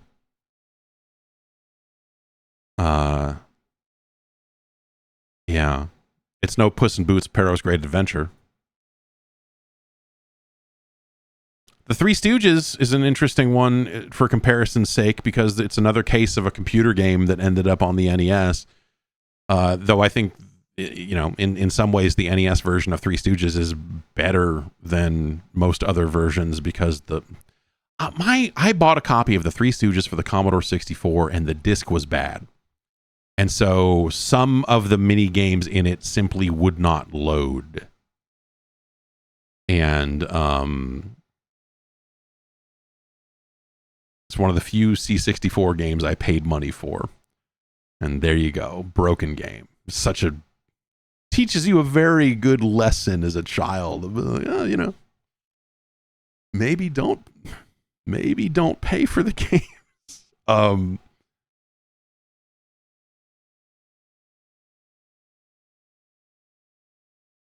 Street Fighter 2010 is a better game. The Fantastic Adventures of Dizzy. This is a significantly better way to do adventure game type stuff on a console. For as much as Dizzy is a piece of shit, it at least worked well enough in the confines of the platform. You know, and that's another thing that translated over, you know, that was a Spectrum game and, you know, like all these other British computing. Was it like is there a BBC micro version of it? I'm sure there probably is. It's better. It's no Chubby Cherub. Chubby Cherub's a better game. Crystal Mines is a better game. The Punisher is a better game. Big Nose the Caveman is a better game. The Adventures of Dino Richard that's a better game. Castellian, that's a better game. You'd be better off with a copy of Dig Dug 2 Trouble in Paradise. Ultima Exodus is a better example of a computer game come to the console, though it has its own interesting, weird challenges. You'd be better off with a copy of Adventures in the Magic Kingdom. Skate or Die 2, The Search for Double Trouble is a better game. Digger T-Rock is a better game. Cliffhanger is a better game. But this is starting to look like the right kind of territory here. The Last Ninja is a better game. Predator is a better game. Is King's Quest V better or worse than Master Chew and the Drunkard Hugh? I mean, it should be Hugh to rhyme with Chew. Chew and Hugh. Chew and Who. I guess Master Chew and the Drunkard Who. I have a lot to think about there. King's Quest V is no Master Chew and the Drunkard Who. The Drunkard Who what? writing a vaudeville comedy routine based around the pronunciation of Master Chu and the drunkard who wants to be the straight man.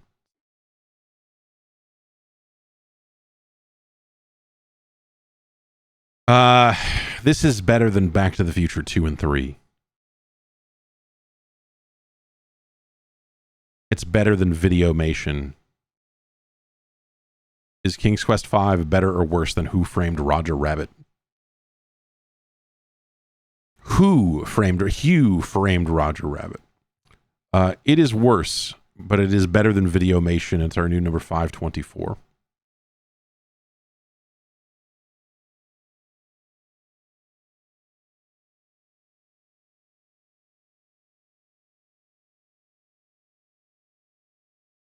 Okay.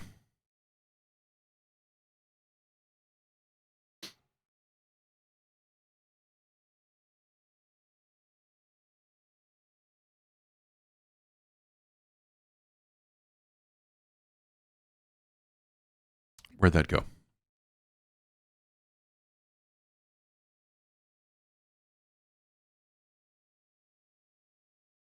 There you have it. King's Quest V.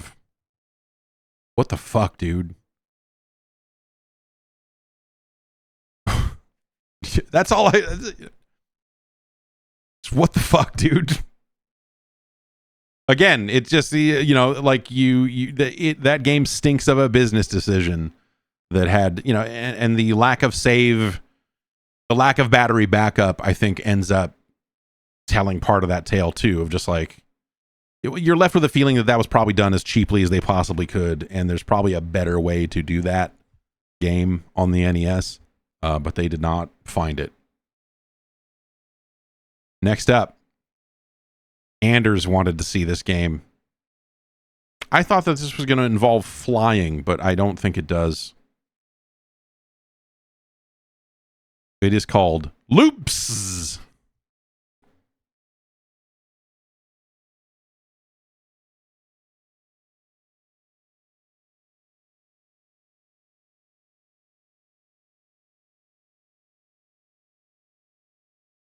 I guess it defaults to level 3, so we'll start there, right?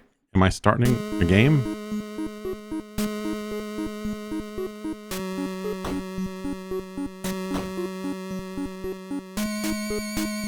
Well, we fucked up already. Does it automatically place when the timer expires, or do I just lose?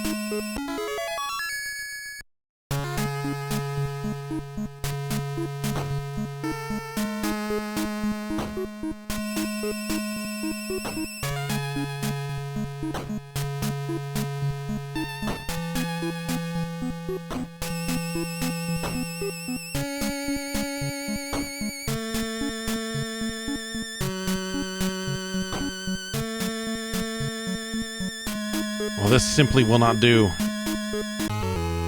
What the f...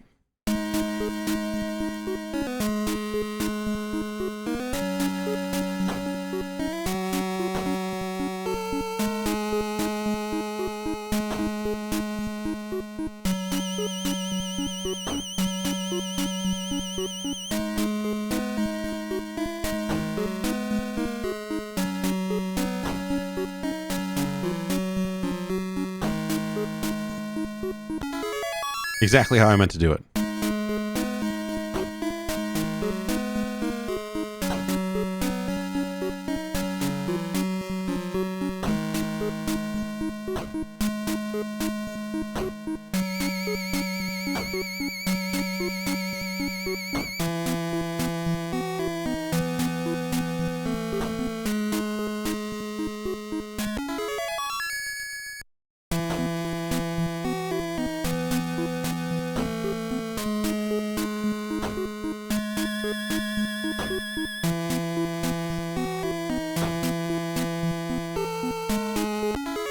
Why is the music such a nightmare?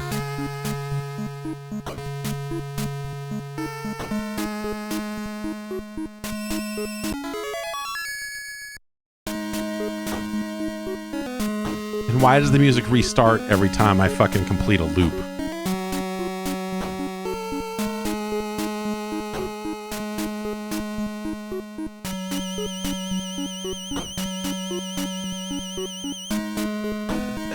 They're doing too much with the music here.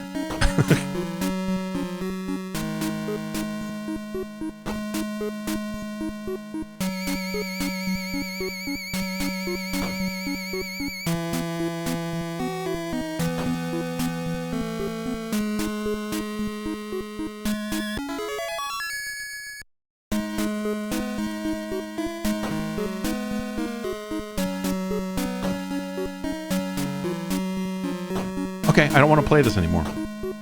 I want to turn this off. I want to stop playing this game.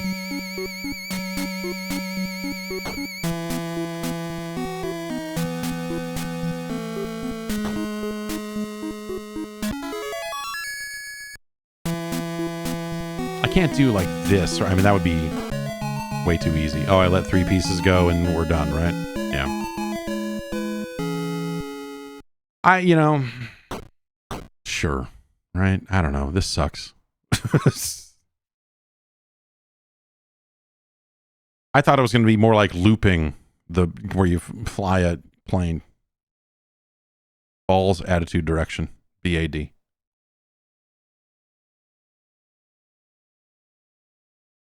How do I get tune B? Is it select? Okay. Let's try tune B and game B.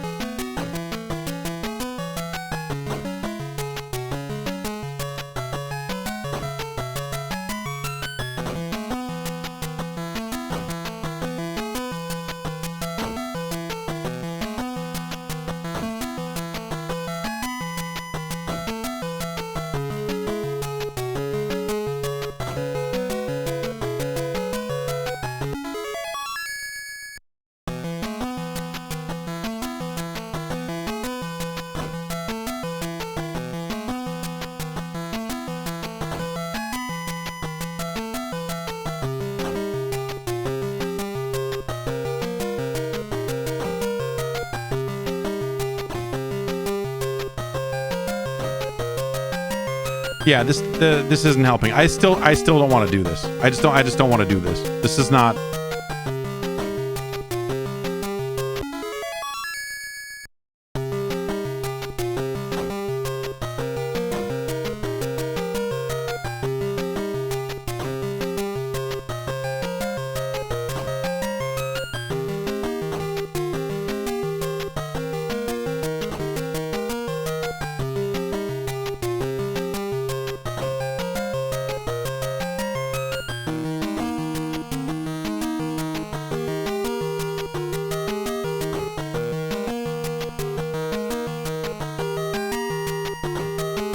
Oh, well, I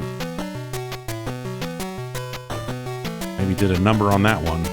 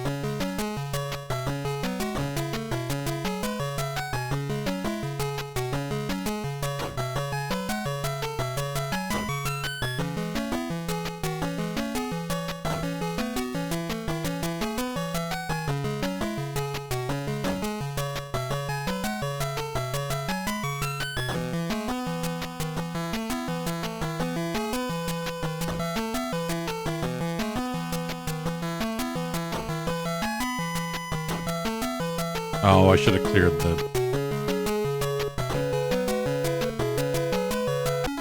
Whatever. All clears are clears.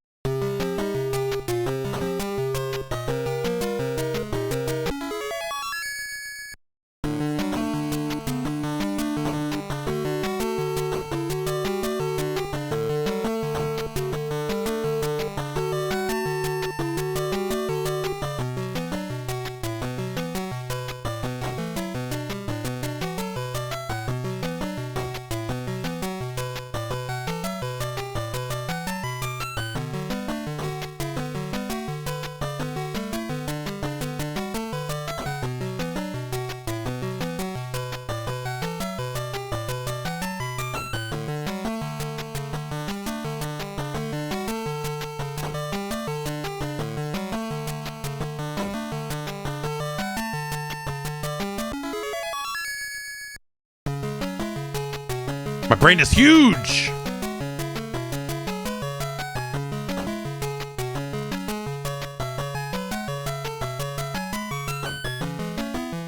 This music's not better.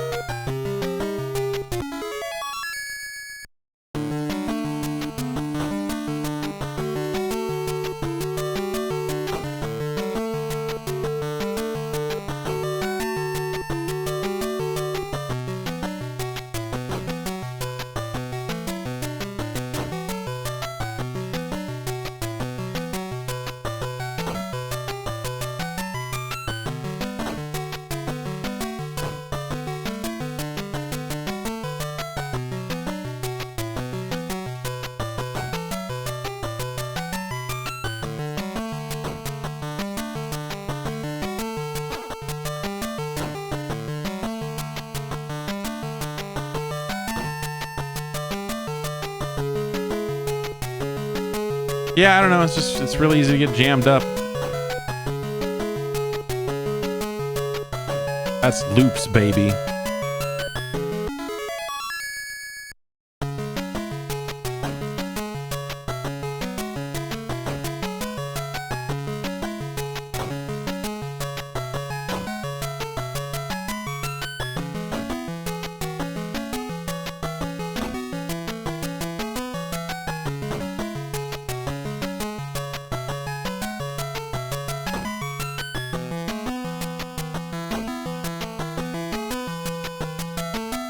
Got this straight pipe to deal with.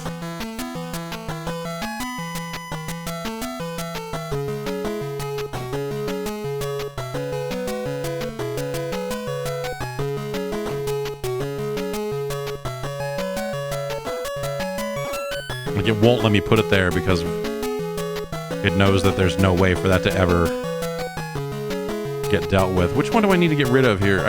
Probably this one. Not that I'm gonna get the right pieces to do this ever.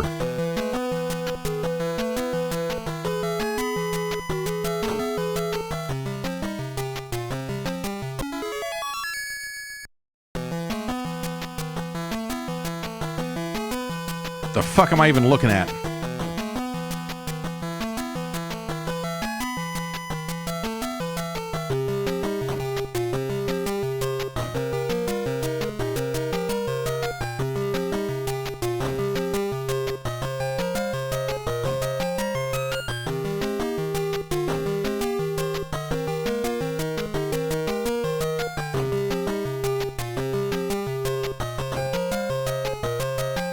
fuck does that do?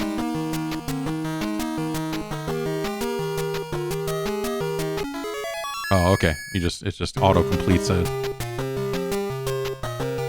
Well, I would have used it on something else had I known that, but whatever.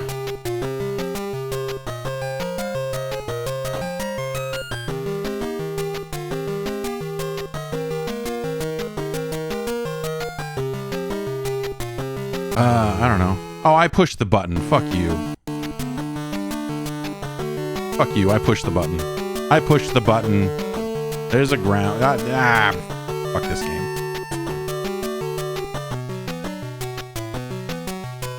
Whatever. Whatever. Whatever. Whatever.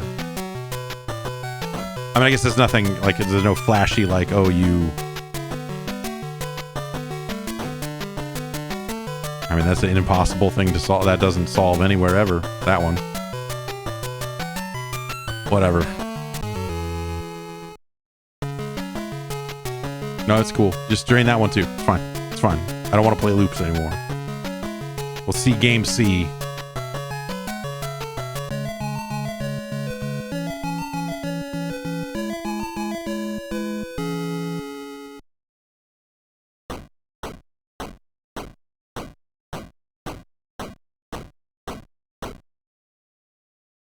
Yay.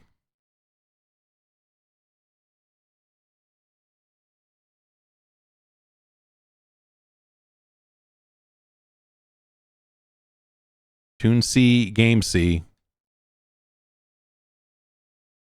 Let's take the level down a bit, I guess. I don't know. Well, how do I have a high score? I played game A before, right?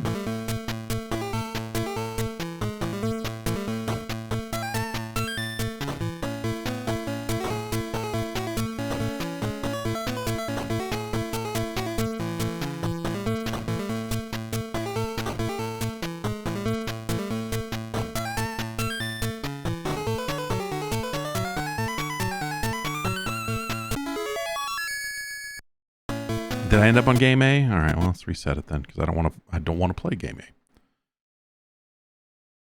Tune C, game C. Please enter a password.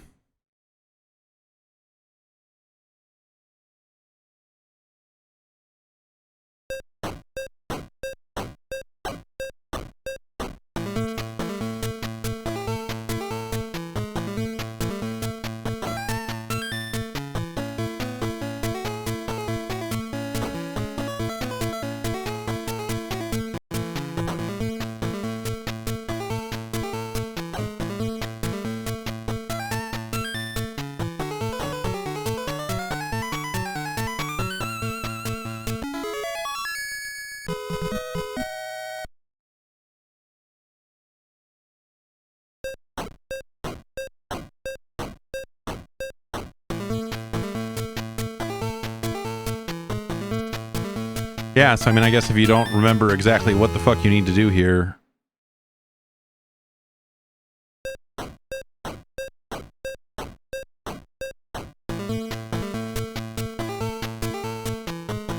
You gonna give me a piece? Okay.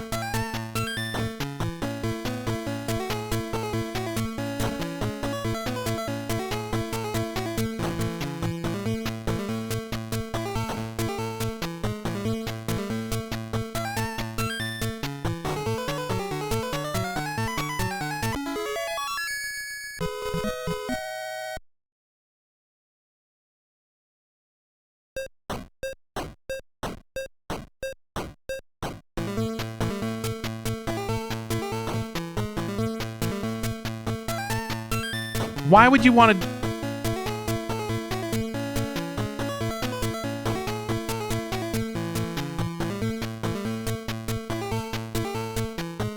Did I fuck this up? Somewhat, or I don't...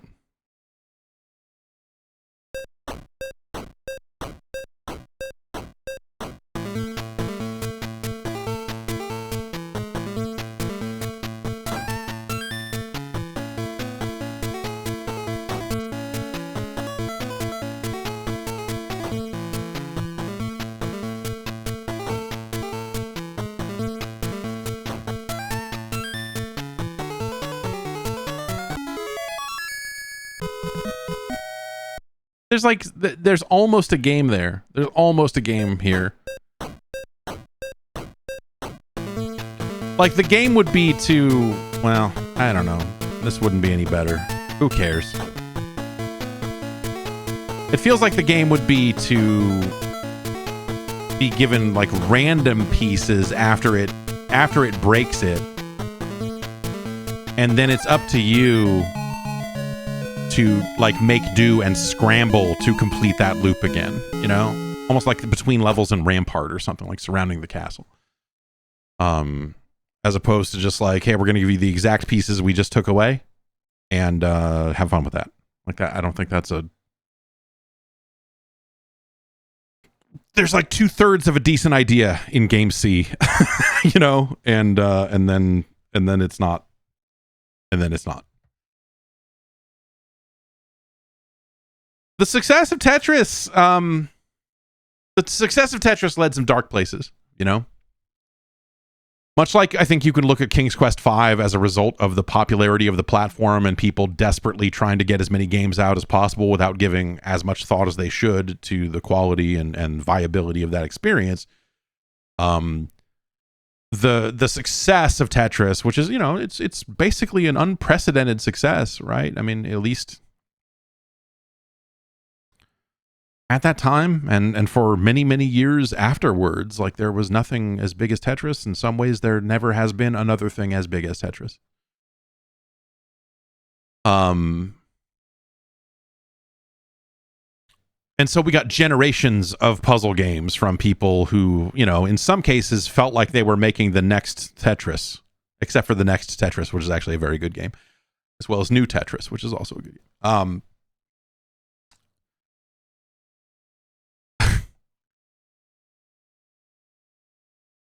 Yeah, it's much better than Pyramid. It's better than Loopz is better than Hatris. Hatris sucks. Hatris sucks. And we have not played Tetris 2 yet, or Tetris Flash, as I believe it was known other places. Tetris 2 is not that. Tetris 2 is like Pac-Man 2.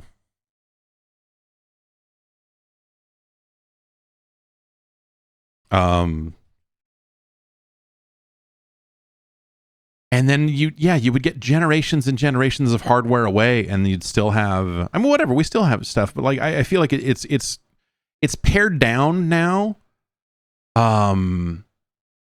It's pared down a little bit now to where, you know, the Tetris company manages its portfolio and its license pretty well, and so we see licensed and officially licensed Tetris games out there, but like the knockoffs, the like, oh, we made a game like a Tetris, but this one's 3D and there's water. Wetrix is a neat game, but I would not say it's a very great game. The physics in it are really cool, but yeah. Anyway, Weltris, no thank you. No thank you.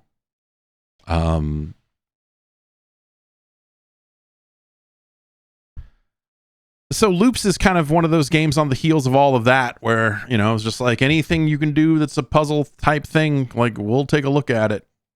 We'll figure it out. And I don't think it's a very good one of those. It is better than King's Quest V.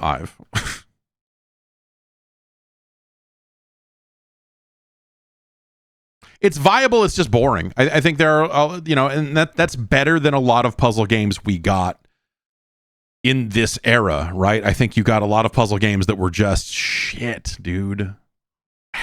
Hatris, for example, I think is one of the brightest shining examples of like, dude, what the fuck are you doing? You have like viable but uninteresting puzzle games like Columns, you know? When Sega was like, we've got our answer to Tetris, it's Columns. That's a bad answer. That's not a good answer to Tetris. That is a bad answer to Tetris. But then Sega would eventually put out Baku Baku, and or Baku Baku Animal, as it was known in some parts of the world. And all is forgiven. Because that is a great competitive puzzle game. Yeah, Sega was packing in columns for a while. Sega tried to make columns a thing for way longer than it should have.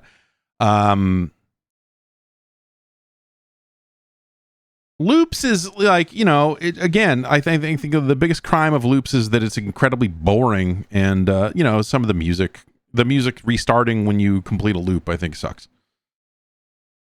But you could certainly do worse. You know, it's better than the Pradicus conflict.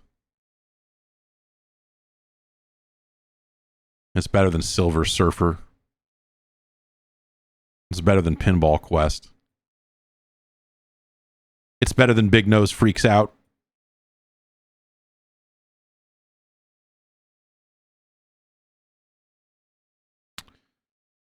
It's better than Big Nose Freaks Out. But it is no Ikari Warriors 2 Victory Road. It is no Crystal Mines.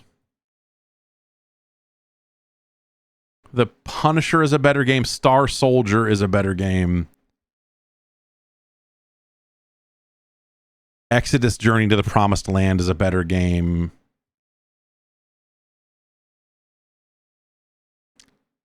Super Cars is a better game.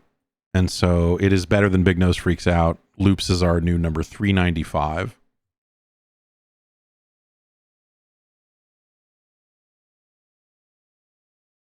Now I know.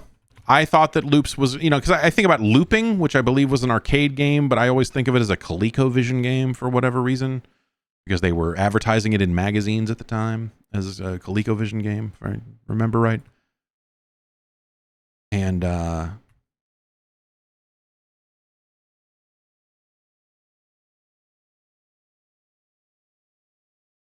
I wish it was Looping. And there you have it. At number 395, it's Loopz.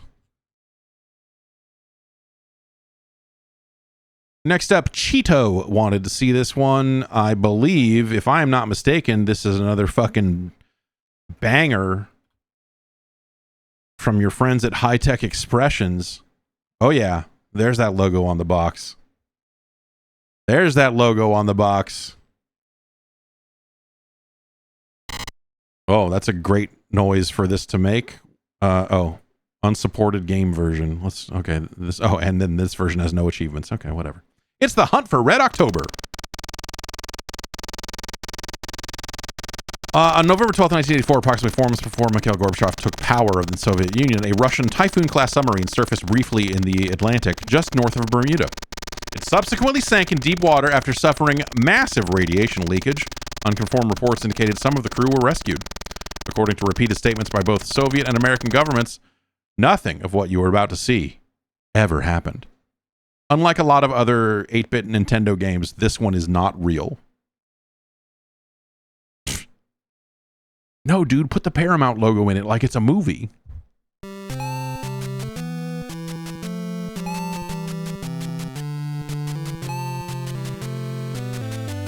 Well, you know, say what you will about whatever the game to follow is, but this is a really good...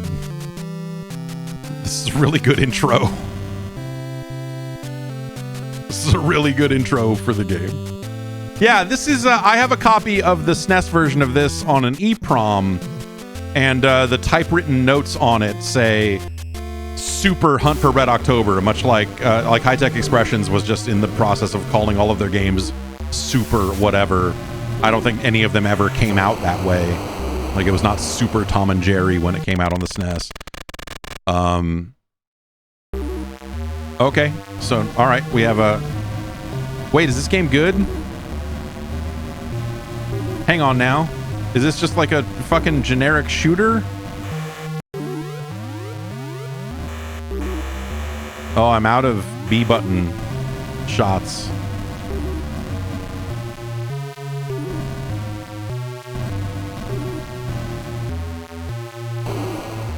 Oh. Depth charges.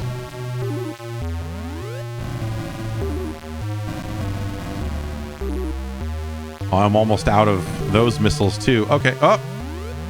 Okay, so it's not just a regular ass shooter then.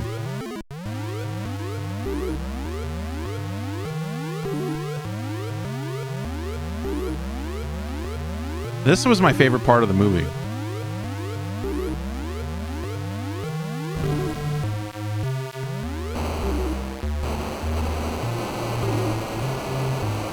Gray lady down! Literally.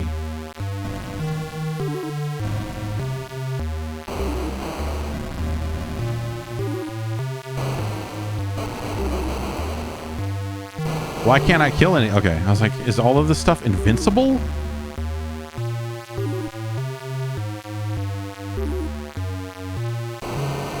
Oh! Right before the wrench.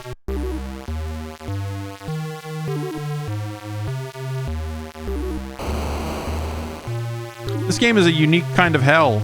It's almost cool, man. Like that, you know, you have some decent mobility.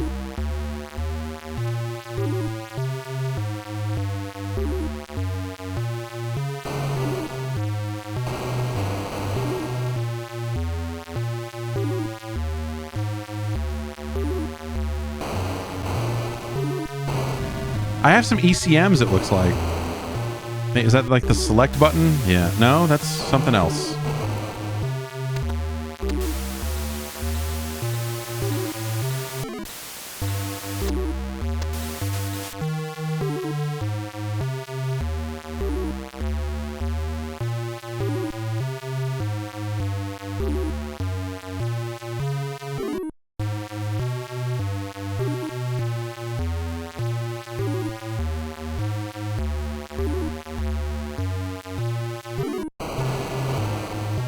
Now I have 20 ECMs, but I don't know how to use them. Which makes it very difficult to dodge some of those homing missiles.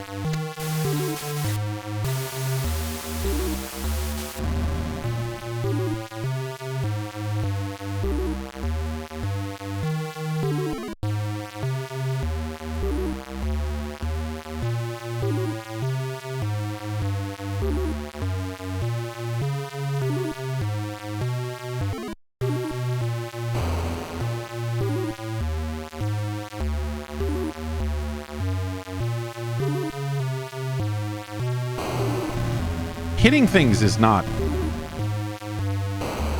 super good in this game.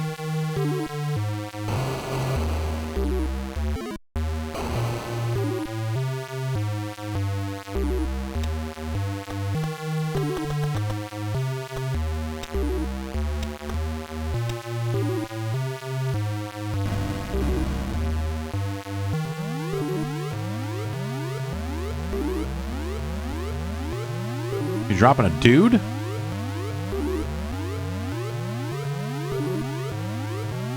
Oh God.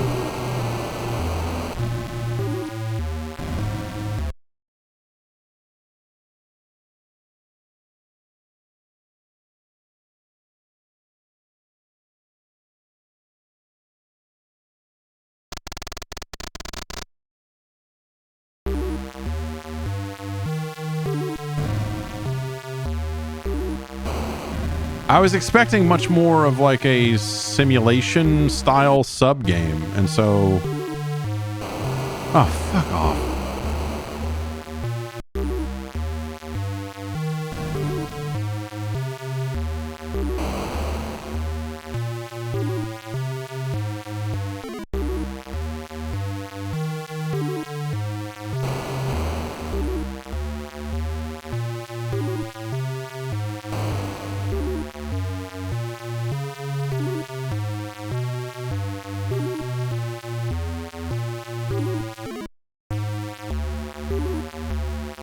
Whereas this is like they made a really bad In the Hunt.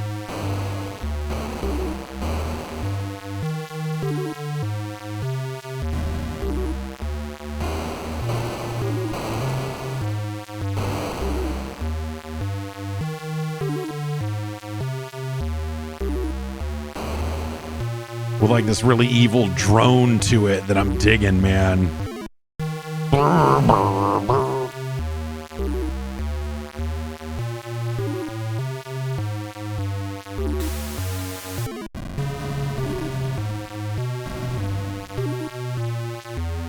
So it looks like that disrupts the homing missiles and gets them to not go near me. So I can hit select and do that.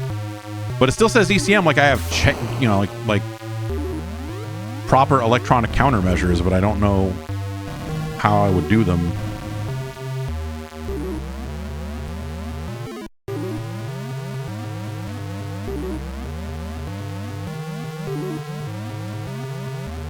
Running low on power.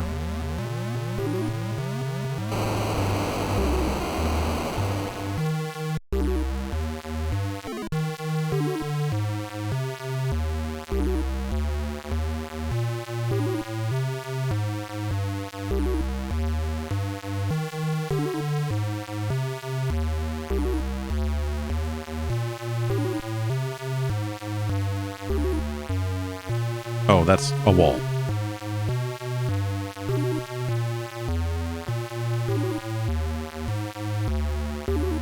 Ah! Give me some of this radioactivity.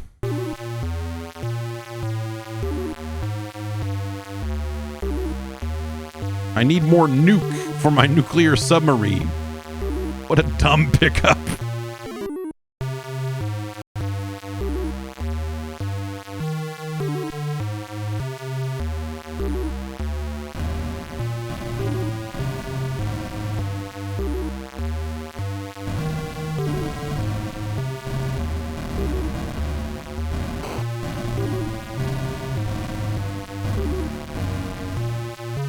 Oh, yeah?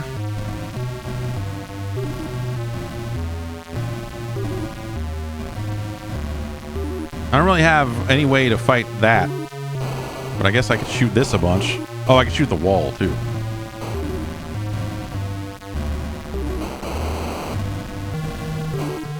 Like Contra or something.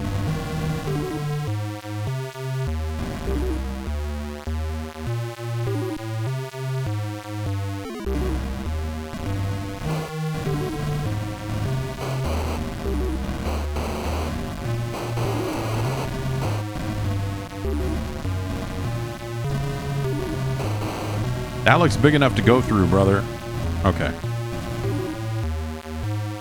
A submarine talk. Call each other brother.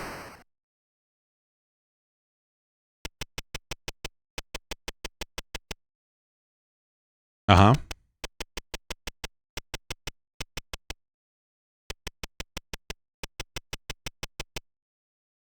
Oh, we left the dockyards.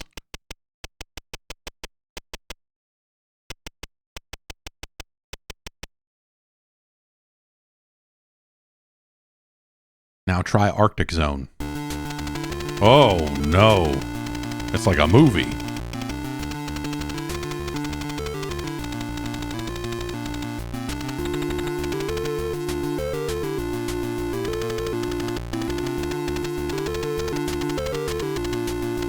This is really silly. Like, for this to be like a kind of a bad side-scrolling action game, for them to have, like, tried to write in scenes from the movie a little bit in here is kind of amazing.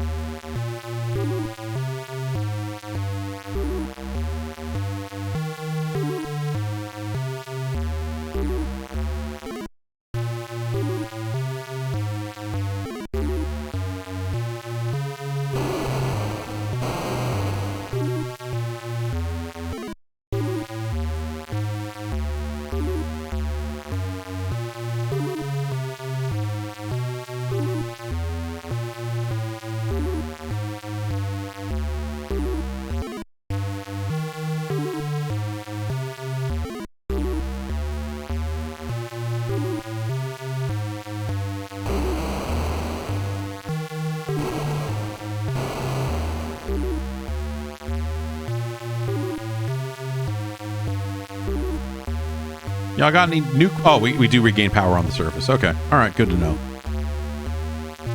Oh, geez.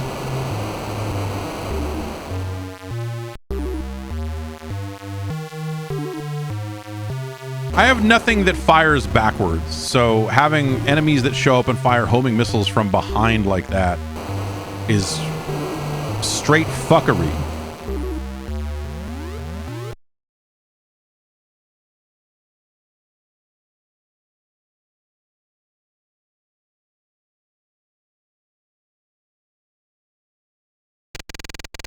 I guess I could have engaged whatever the select button, you know, little electrostatic shield thing, because that makes the homing missiles lose track.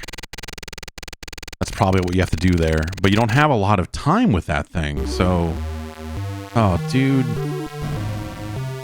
See, I can hit this. Well, if it yeah, so this thing will... Well, I don't know what the fuck this thing does, I guess.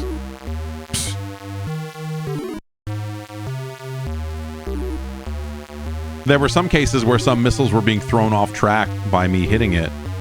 But you see, so you know, there are 4 things down there. I've got the B and A button, which is funny because A fires the B ones and B fires the A shots. So great, great, great. And then we've got the bottom thing, which is the timer ticks down when I hit these, and you see that? See, it repels these missiles. But if the missiles are still like, it doesn't make them useless. Like if I hit the missiles or if I hit the shield too late, I still take the damage.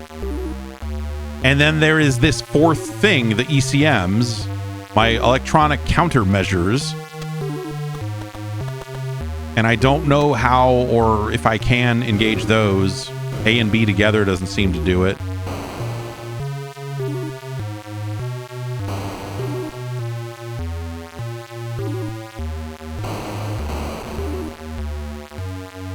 Okay, no, it's okay. The time is ticking down when I hit A and B together. But those missiles still fucking hit me.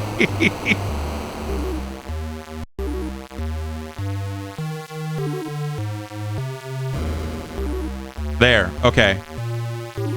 I made those missiles blow up. But it doesn't work on the shots from this cannon, so it must only work on missiles.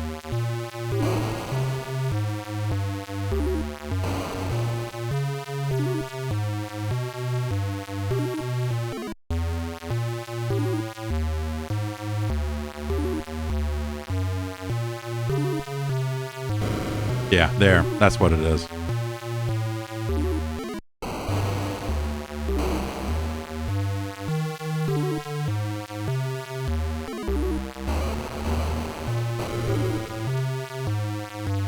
What's that heart up there? Oh, was that the guy being dropped out of the... I wonder what I get when if I catch the dude.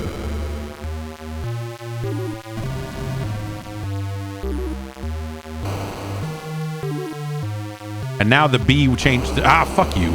The B changed to C. So I wonder if that's like a... You must be like leveling up. God damn it. You must be leveling up the quality of your weapons as you go as well, not just quantity.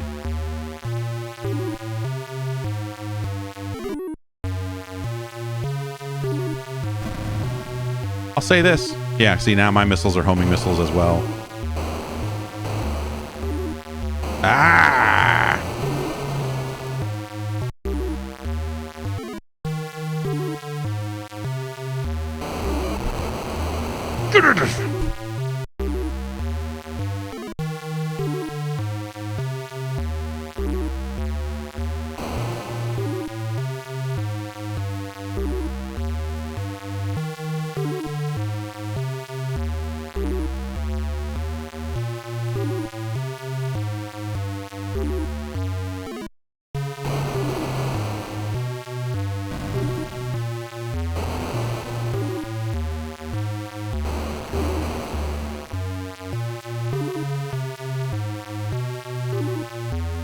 Oh, this is bad. You've done this the wrong way. Oh, I need the nuke juice.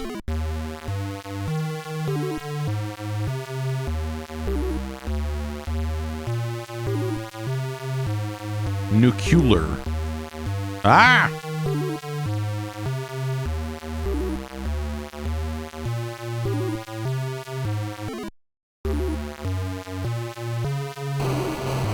I don't trust it. All right.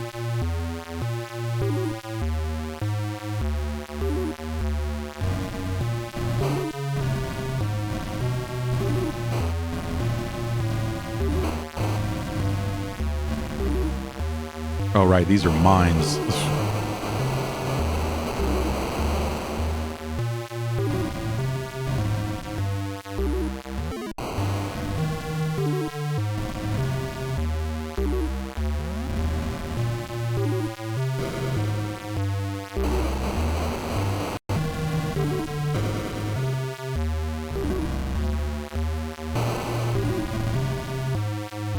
No, not done. Oh, no.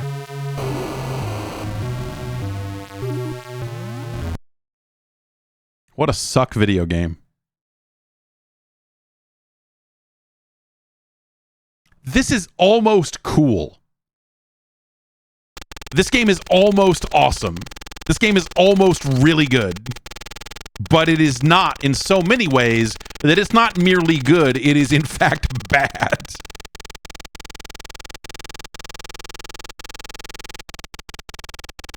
Man, this is... but I will say it's way better of a game than I thought it was going to be. I thought we were going to, that we were in for like a really lackluster submarine simulator. Not nearly as good as some of the other sub games we've seen so far, but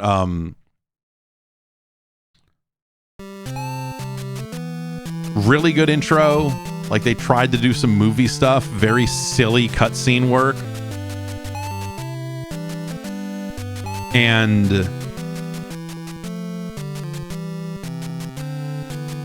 the music is almost cool. Like, again, it's got this real fucking evil drone to it. Just like the Soviet Union.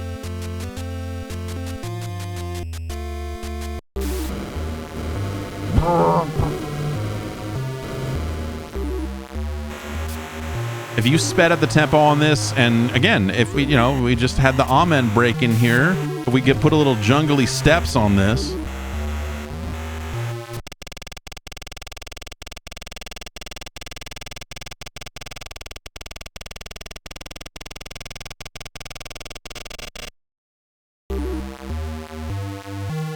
But I don't know. Music's all right. I guess the thing is, like, the obstacles here in this first level, I think, should have been a little better. Like these walls that pop out and some of this other bullshit that they throw at you is kind of... It's a bit much.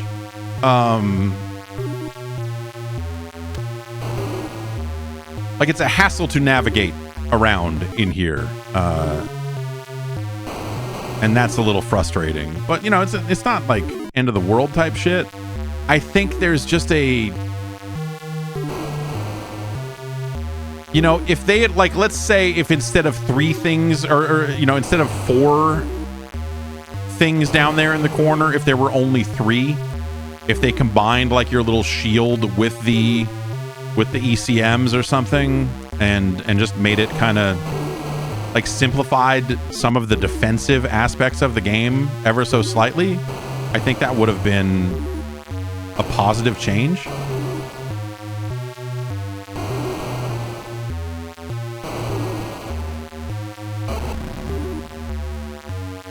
What is that, a G? We'll never know.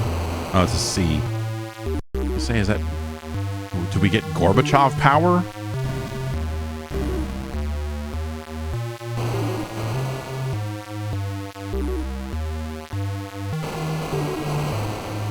These things shoot a little too much, like the navigating between them is not... Like, they throw a lot at you right out of the gate. And the second level is not like it's magically easier or anything too. Like, it's... The game's a bit much.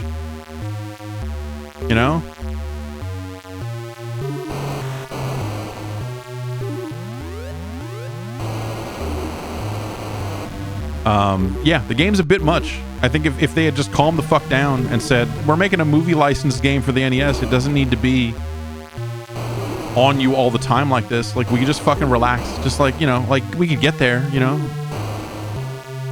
Give them a couple levels to fuck around.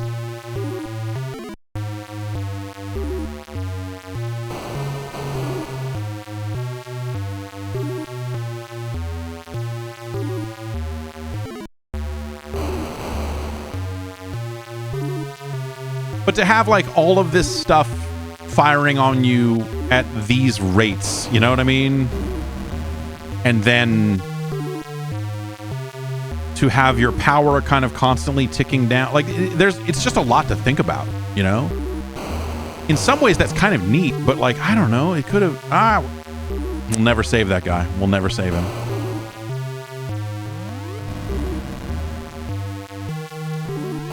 Anyway.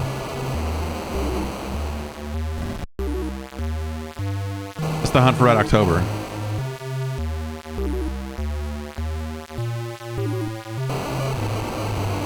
There are a few ways in which I think this game could be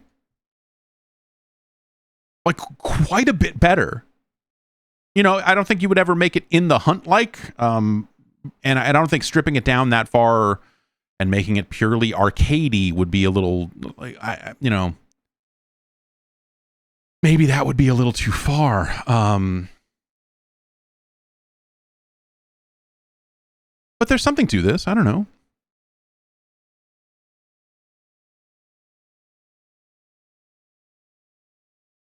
It's no Scoon. You know, if we're being honest with ourselves, it's certainly no Scoon. But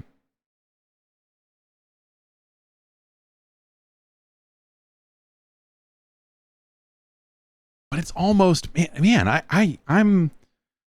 I'm like mildly enamored with this game because of the way, like, you have it controls quickly, which for a submarine game, you know, is sometimes hit or miss, right? Sometimes it's like, oh, you're so slow, but like they give you a good amount of movement, a good speed of movement, I guess I would say in a lot of cases.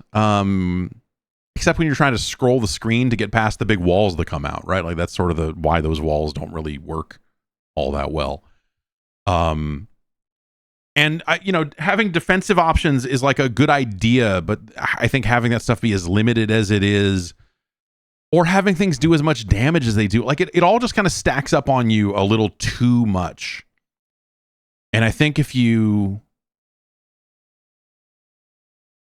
had the ability to just move around a little bit more without like these cannons that are nonstop firing, and some of the other things that it is throwing at you, like I think that stuff is where the game has its problems. It's not purely a difficulty thing. It's just like you're not able to enjoy the mechanics of the game as much because it's throwing a lot of garbage at you constantly. And so even resurfacing to regain power is a tricky proposition, because, you know, either you can't get to the surface because you're under the Arctic ice or, you know, whatever, like there are obstacles in your way, or there's like, hey, every time you try to surface, there's a tank depth charging the shit out of you up here. And so it's just a lot. It's just a lot. I think if they toned some of that down a little bit, and again, maybe combined the two forms of defense into one, and you know, just gave you more uses of it as a result or something, you know, that I think that would just be a little more actiony, a little more entertaining, I guess. I don't know. Like it's still better than you would think it would be. I appreciate the silly ass cutscenes, and the intro is top notch for what they're trying to accomplish, right? But again, it's no Scoon. It is certainly no elevator action. You know, it's no Xevious the Avenger. It's no Jimmy Connors Tennis, that's for sure. It's not as good as Solstice, the quest for the staff of Deimos. Is the Hunt for Red October better or worse than Dino Wars Destruction of Spondylus?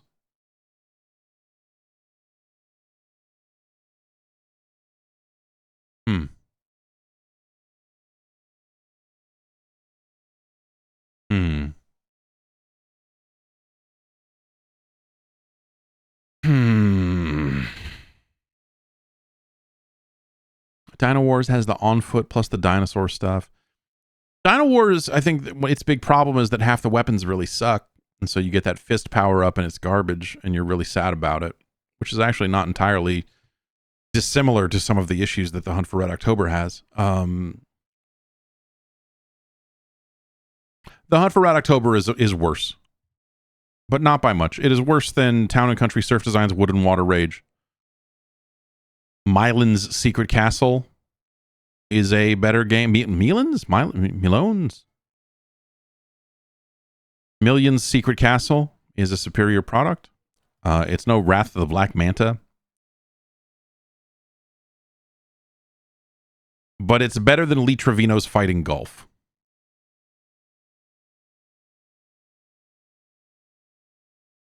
It is better than Alex DeMeo's Race America, but it is no Super Sprint. Super Sprint's a tricky one because it is such a brain-dead easy game, but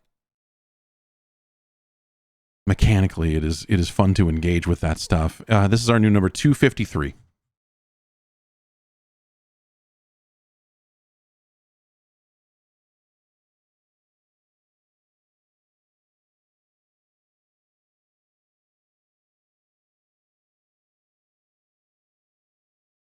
Okay. Let's see here.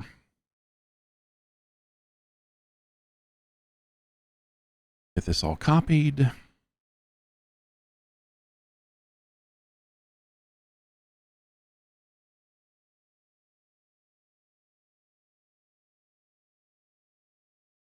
And there you have it. At 253, The Hunt for Red October. That's nice. That game, again, it's not... It ain't perfect. And it's a shame because I do think that there's like a much better game lurking underneath that thing. All right, now we have, this is a licensed game. I thought from the name, no way this game could be licensed, but Tim wanted to see this one. And so here we have, from your friends at Romstar, it is Rally Bike. Top down or side scrolling? I'm guessing top down. I'm guessing it's a top down bike driving game. Like a vertically oriented. That's my guess. Let's see. I was right.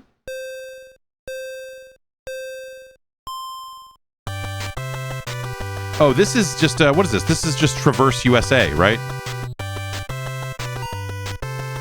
This is just a port of that arcade game. We got to hold down A and push up to go.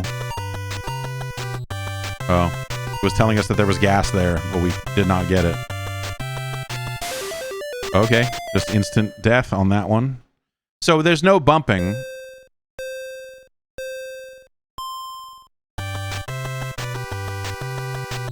Does it have any jumping? I need to hold up and press A to get full speed. That's kind of how they handle low gear, high gear.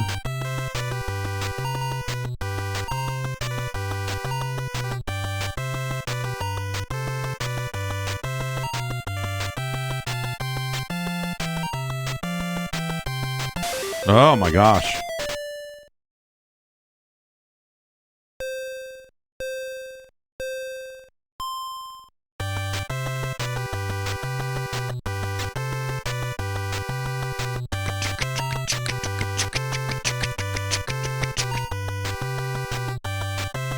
Oh, but yeah, there's an arcade game that's basically this, that I...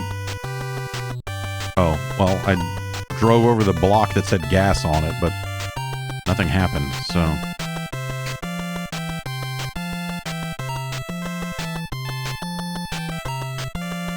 Oh, did me driving over that make all these bikes just blow up on their own? What the fuck? This Spy Hunter with no weapons? Oh, you're dropping gas.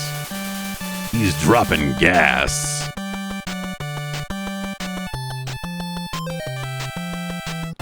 He's dropping gas on that ass.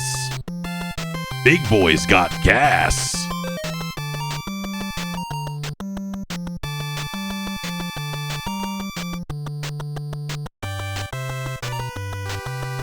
So you're only, I mean, I guess I can brake too, but so far I've just been like letting off the gas.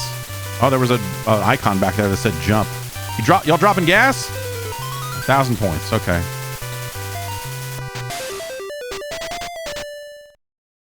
The bike wreck is like it's the whatever sprite tile they used for that is like all mirrored incorrectly or something.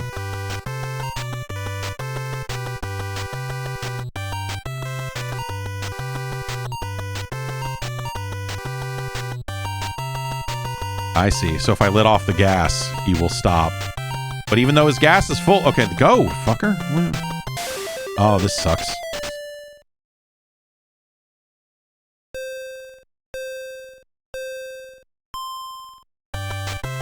Enjoy this flickery mess. I do like the little... Just the little...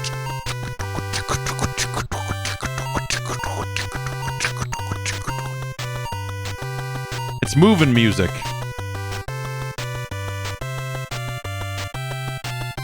Get up out of your seat.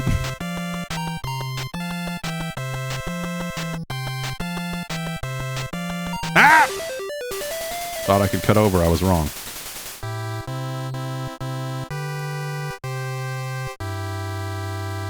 Having to start from the beginning, like having nothing resembling a checkpoint that we've seen so far is...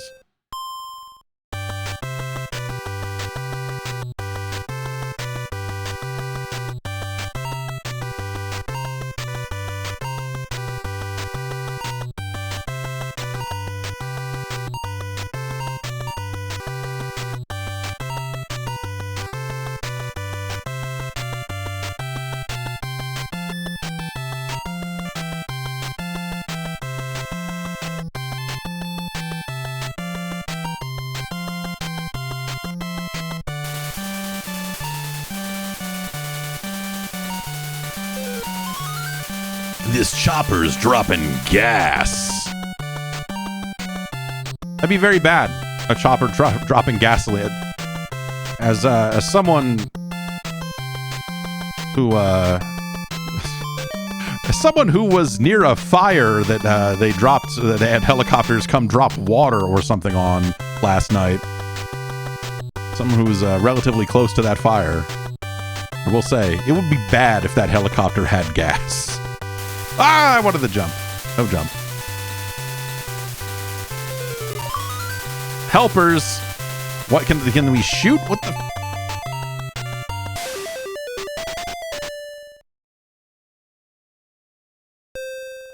I found little side dudes like it was 1942 or something.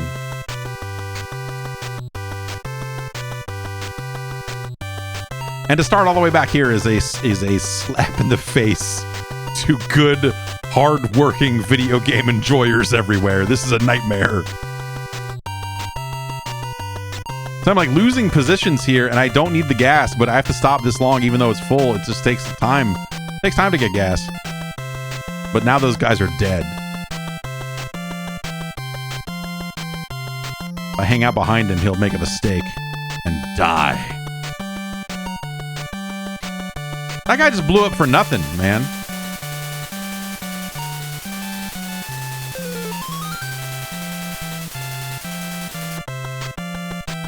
Nope, lost my helpers. The evil trees got him.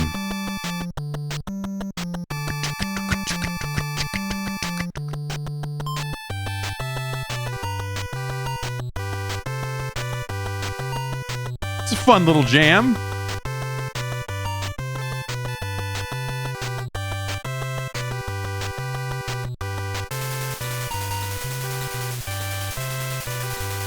Oh, I wanted to get over there and get my helpers.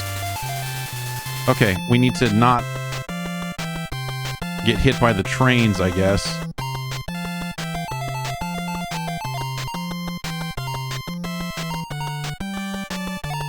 We jumped. So no bumping, but like very limited jumping.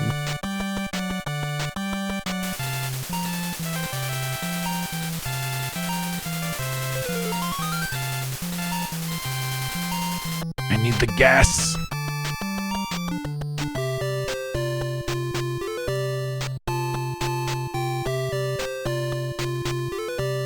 You pass this race. Challenge LAX race. I imagine as a kid you don't know what LAX is and you're just like, what's lax race? I don't know, what is this?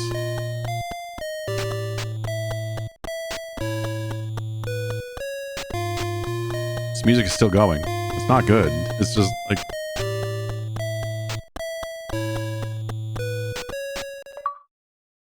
Fuck was that?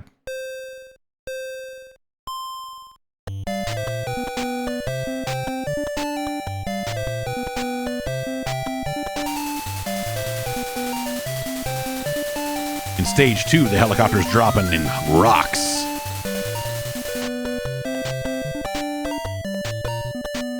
I wonder if I instantly die if I hit oil or...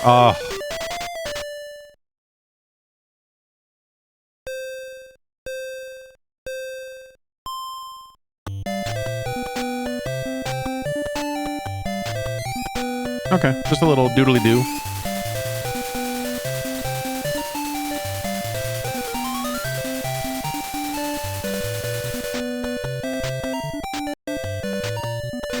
Thank you, Hawkman, for the 1,000 points. Oh, God.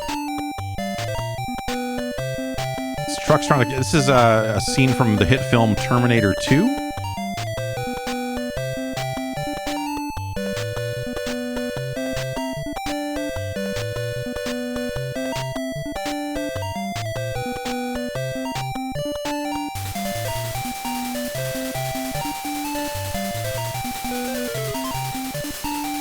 No, we're not gonna stop for gas. We picked up that gas. We're just gonna go.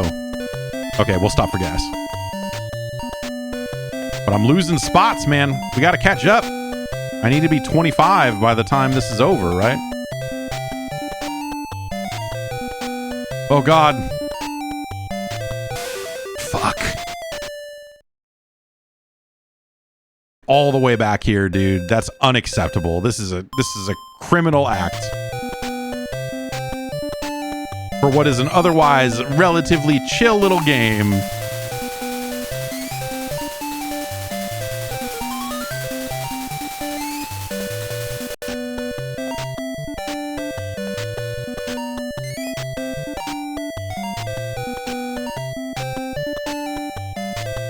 So, I mean, for a chill game, I guess, like, there are a lot of murders happening here.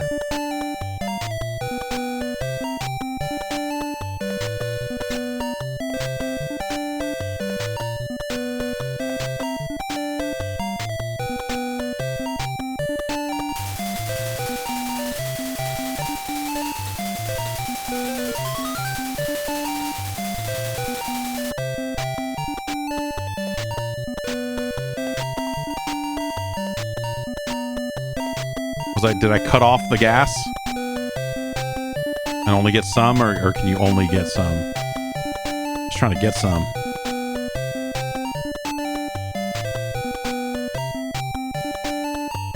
This is fucked, man. LAX is a disaster. Los Angeles is a scary place.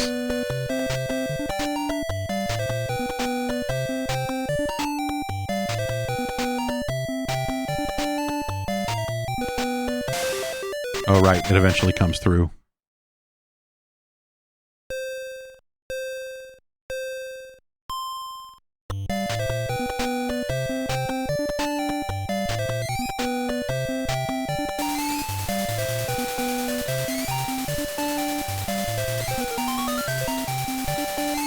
It's weird when I turn, like they jut out in front of me. Also, it really does seem like their job is just to kill for me. Which seems really fucked up. This is really fucked up. Now I'm the one, like the truck isn't doing the killing. My boys are.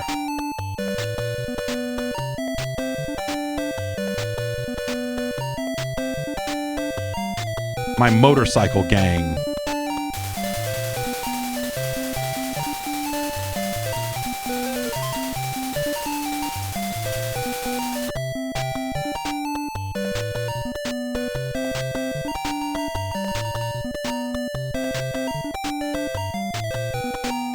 Go.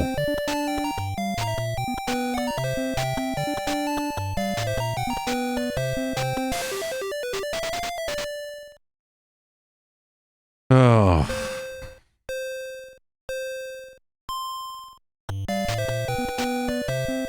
This game's okay. You could play it. I would prefer if it allowed like a little bit more bumping. And, I mean, significantly more jumping.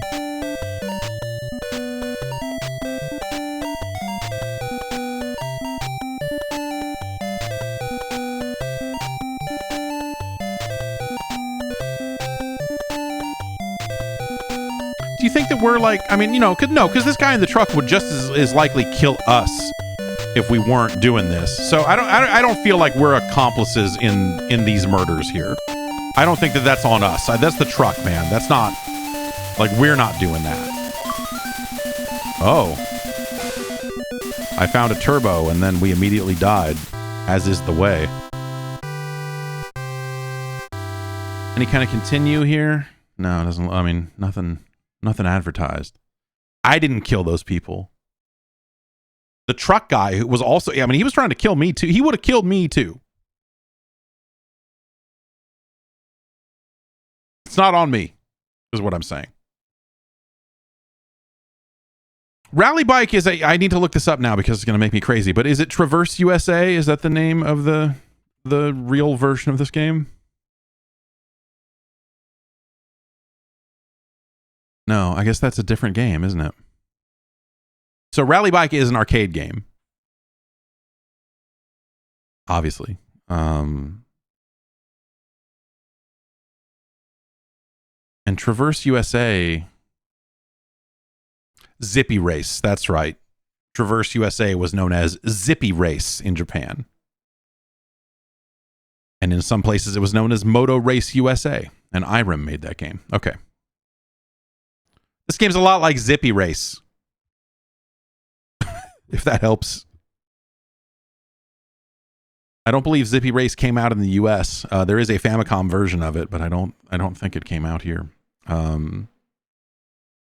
Yeah, is there an SG-1000 version? That makes sense. That makes sense.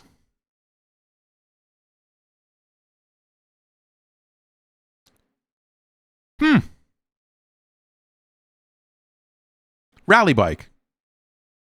You know, a little late.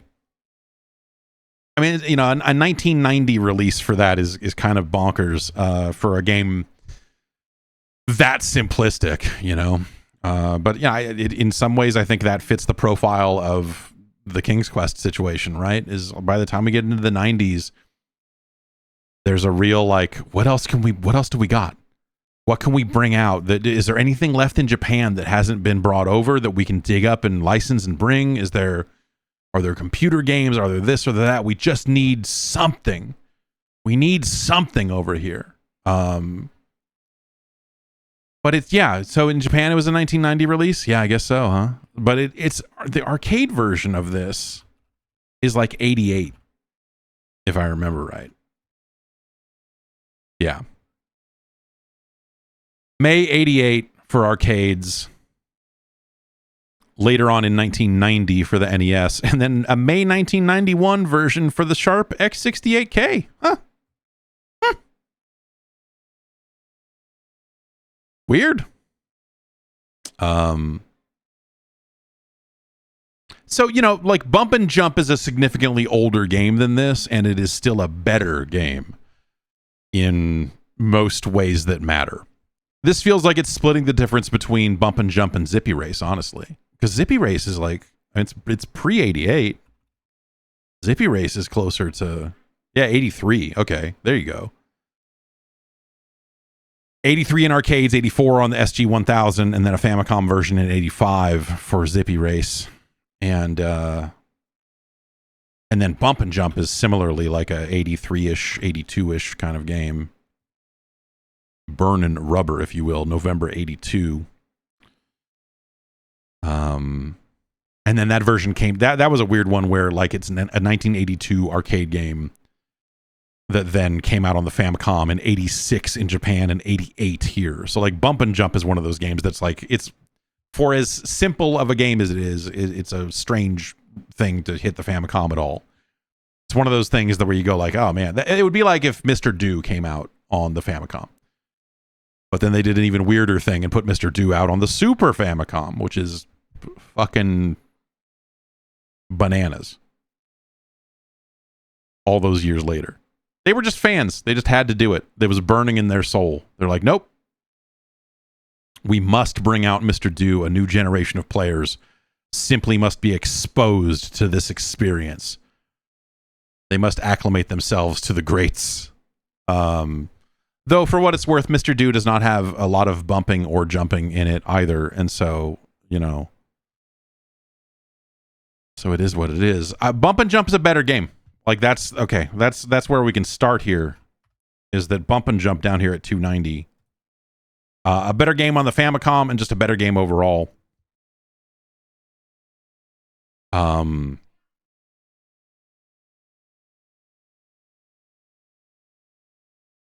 Checkpoints that would let you kind of scum your way through the levels would be nice. But what they could have done here, and what I want to say Zippy Race does, is you could have had a situation where, like, every time you crash, you lose gas. And so, you might just not have enough time to cross the finish line. And so you just kind of like get back on your bike and keep going. But, you lose a chunk of gas. And so, it's harder for you to get there the more you fuck up. That might be a better way to do that. That might be a better way to do that, but all right. This game, Rally Bike. Rally Bike is no bump and jump. Is Rally Bike better or worse than Tiger Heli? I feel like many of the things I would say about, just conceptually about the existence of Rally Bike, a lot of that stuff could be applied to Tiger Heli, which is sort of a weird sort of game on the platform. Tiger Heli, god damn it, fucking Tiger Heli's a mess. Tiger Heli's a mess of a video game, but it is a helicopter shooting stuff. But sometimes you get hit and your bomb goes off, and that's like, I meant to be like, oh, they shot you, and so your bomb goes off instead of it killing you, and that feels imprecise in a really weird way. Tiger Heli's a better game here. Battletoads is a better game. Rolling Thunder is a better game.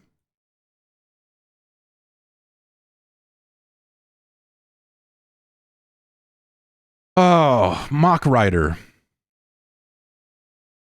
Is Rally Bike better or worse than Mach Rider? Yeesh. They should make a new Mach Rider. That would be a really crazy, people are like, oh, they need to bring back F-Zero. It'd be really funny if instead they just said, like, we've got a brand new Mach Rider game. And yes, you can still make your own tracks. And no, you can't save them. We kept true to the United States experience for Mach Rider. You cannot save your tracks. Skate or Die is a better game. Dizzy the Adventurer is a better game. Ninja Kid is a better game. Kings of the Beach Professional Beach Volleyball is certainly a better game than Rally Bike. Krusty's Funhouse is a better game than Rally Bike. Paperboy 2 is better than Rally Bike. Paperboy 1 is better than Rally Bike. Millipede is that's a better home port of an arcade game than this is. Though, because it's a 1988 game, like the arcade version of Rally Bike looks notably better than this also. Like, this is not an amazing port of the game either way. Contra Force is a better game, but it's better than Breakthrough. Replaying Breakthrough, like we did what feels like relatively recently, but this says that was on episode 73, which might as well make it ancient history because this is episode 111. Oh God, where are our lives going? Best not to think about it. Replaying Breakthrough and discovering that it was actually terrible was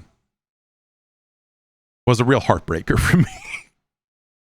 As someone who played a lot of that game and remembers enjoying it. But here we are. Rally Bike is a better game than Breakthrough.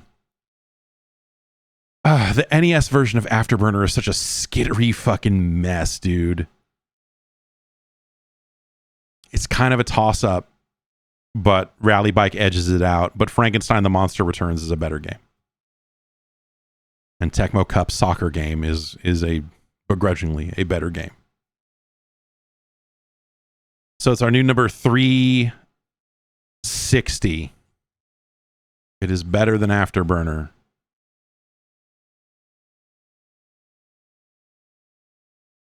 But it is no Frankenstein, The Monster Returns. I keep trying to type Zippy Race out, but this is not Zippy Race.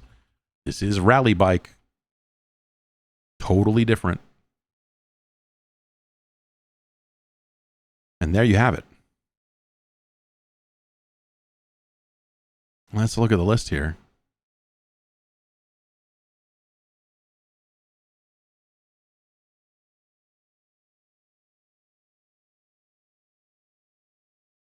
Coming in at number 360, there it is, Rally Bike. Congratulations to Rally Bike. And that's going to do it for this week. Really interesting batch of games. Again, man, the Hunt for Red October is it's going to stick with me in a way that it certainly does not deserve to. Prismatic Owl in the chat says new Motocross Maniacs. Let's go. Yeah, I mean, they did a GBA Motocross Maniacs game that I found to be underwhelming. As a big fan of the original Game Boy game.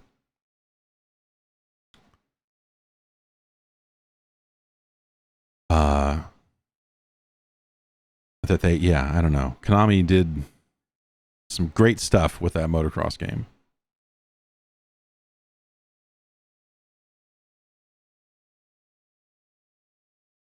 And there's like a crappy knockoff for like the Watara Supervision or something. One of those nightmare handhelds. That is like a really terrible Motocross Maniacs clone or whatever. But anyway, that's neither here nor there. That's going to do it for this week. Of course, if you want to suggest some games, do so. Head over to the Patreon. Join the advisory panel today. Over at Patreon. Where are you going? Patreon.com/Jeff Gerstmann. Maybe jeffgerstmann.com gets you there. I forget where that might just go to the YouTube channel, but go there too. Go like and subscribe for this thing. Do the stuff on hit the buttons on the thing. Smash the bell. Take a dump on the box and fill up the jar with whatever bodily substance you can come up with the fastest. I think that's how you subscribe to YouTube channels nowadays. Anyway, be back next week. We'll podcast next week on Tuesday. We'll talk about Ghost of Yotei. And the pre-order pricing for this portable Xbox branded thing and all. Oh, man. Wow. And probably EA from the stories that were going around while we were streaming there. Are the Saudis buying EA? It's starting to sound like it. A match made in heaven.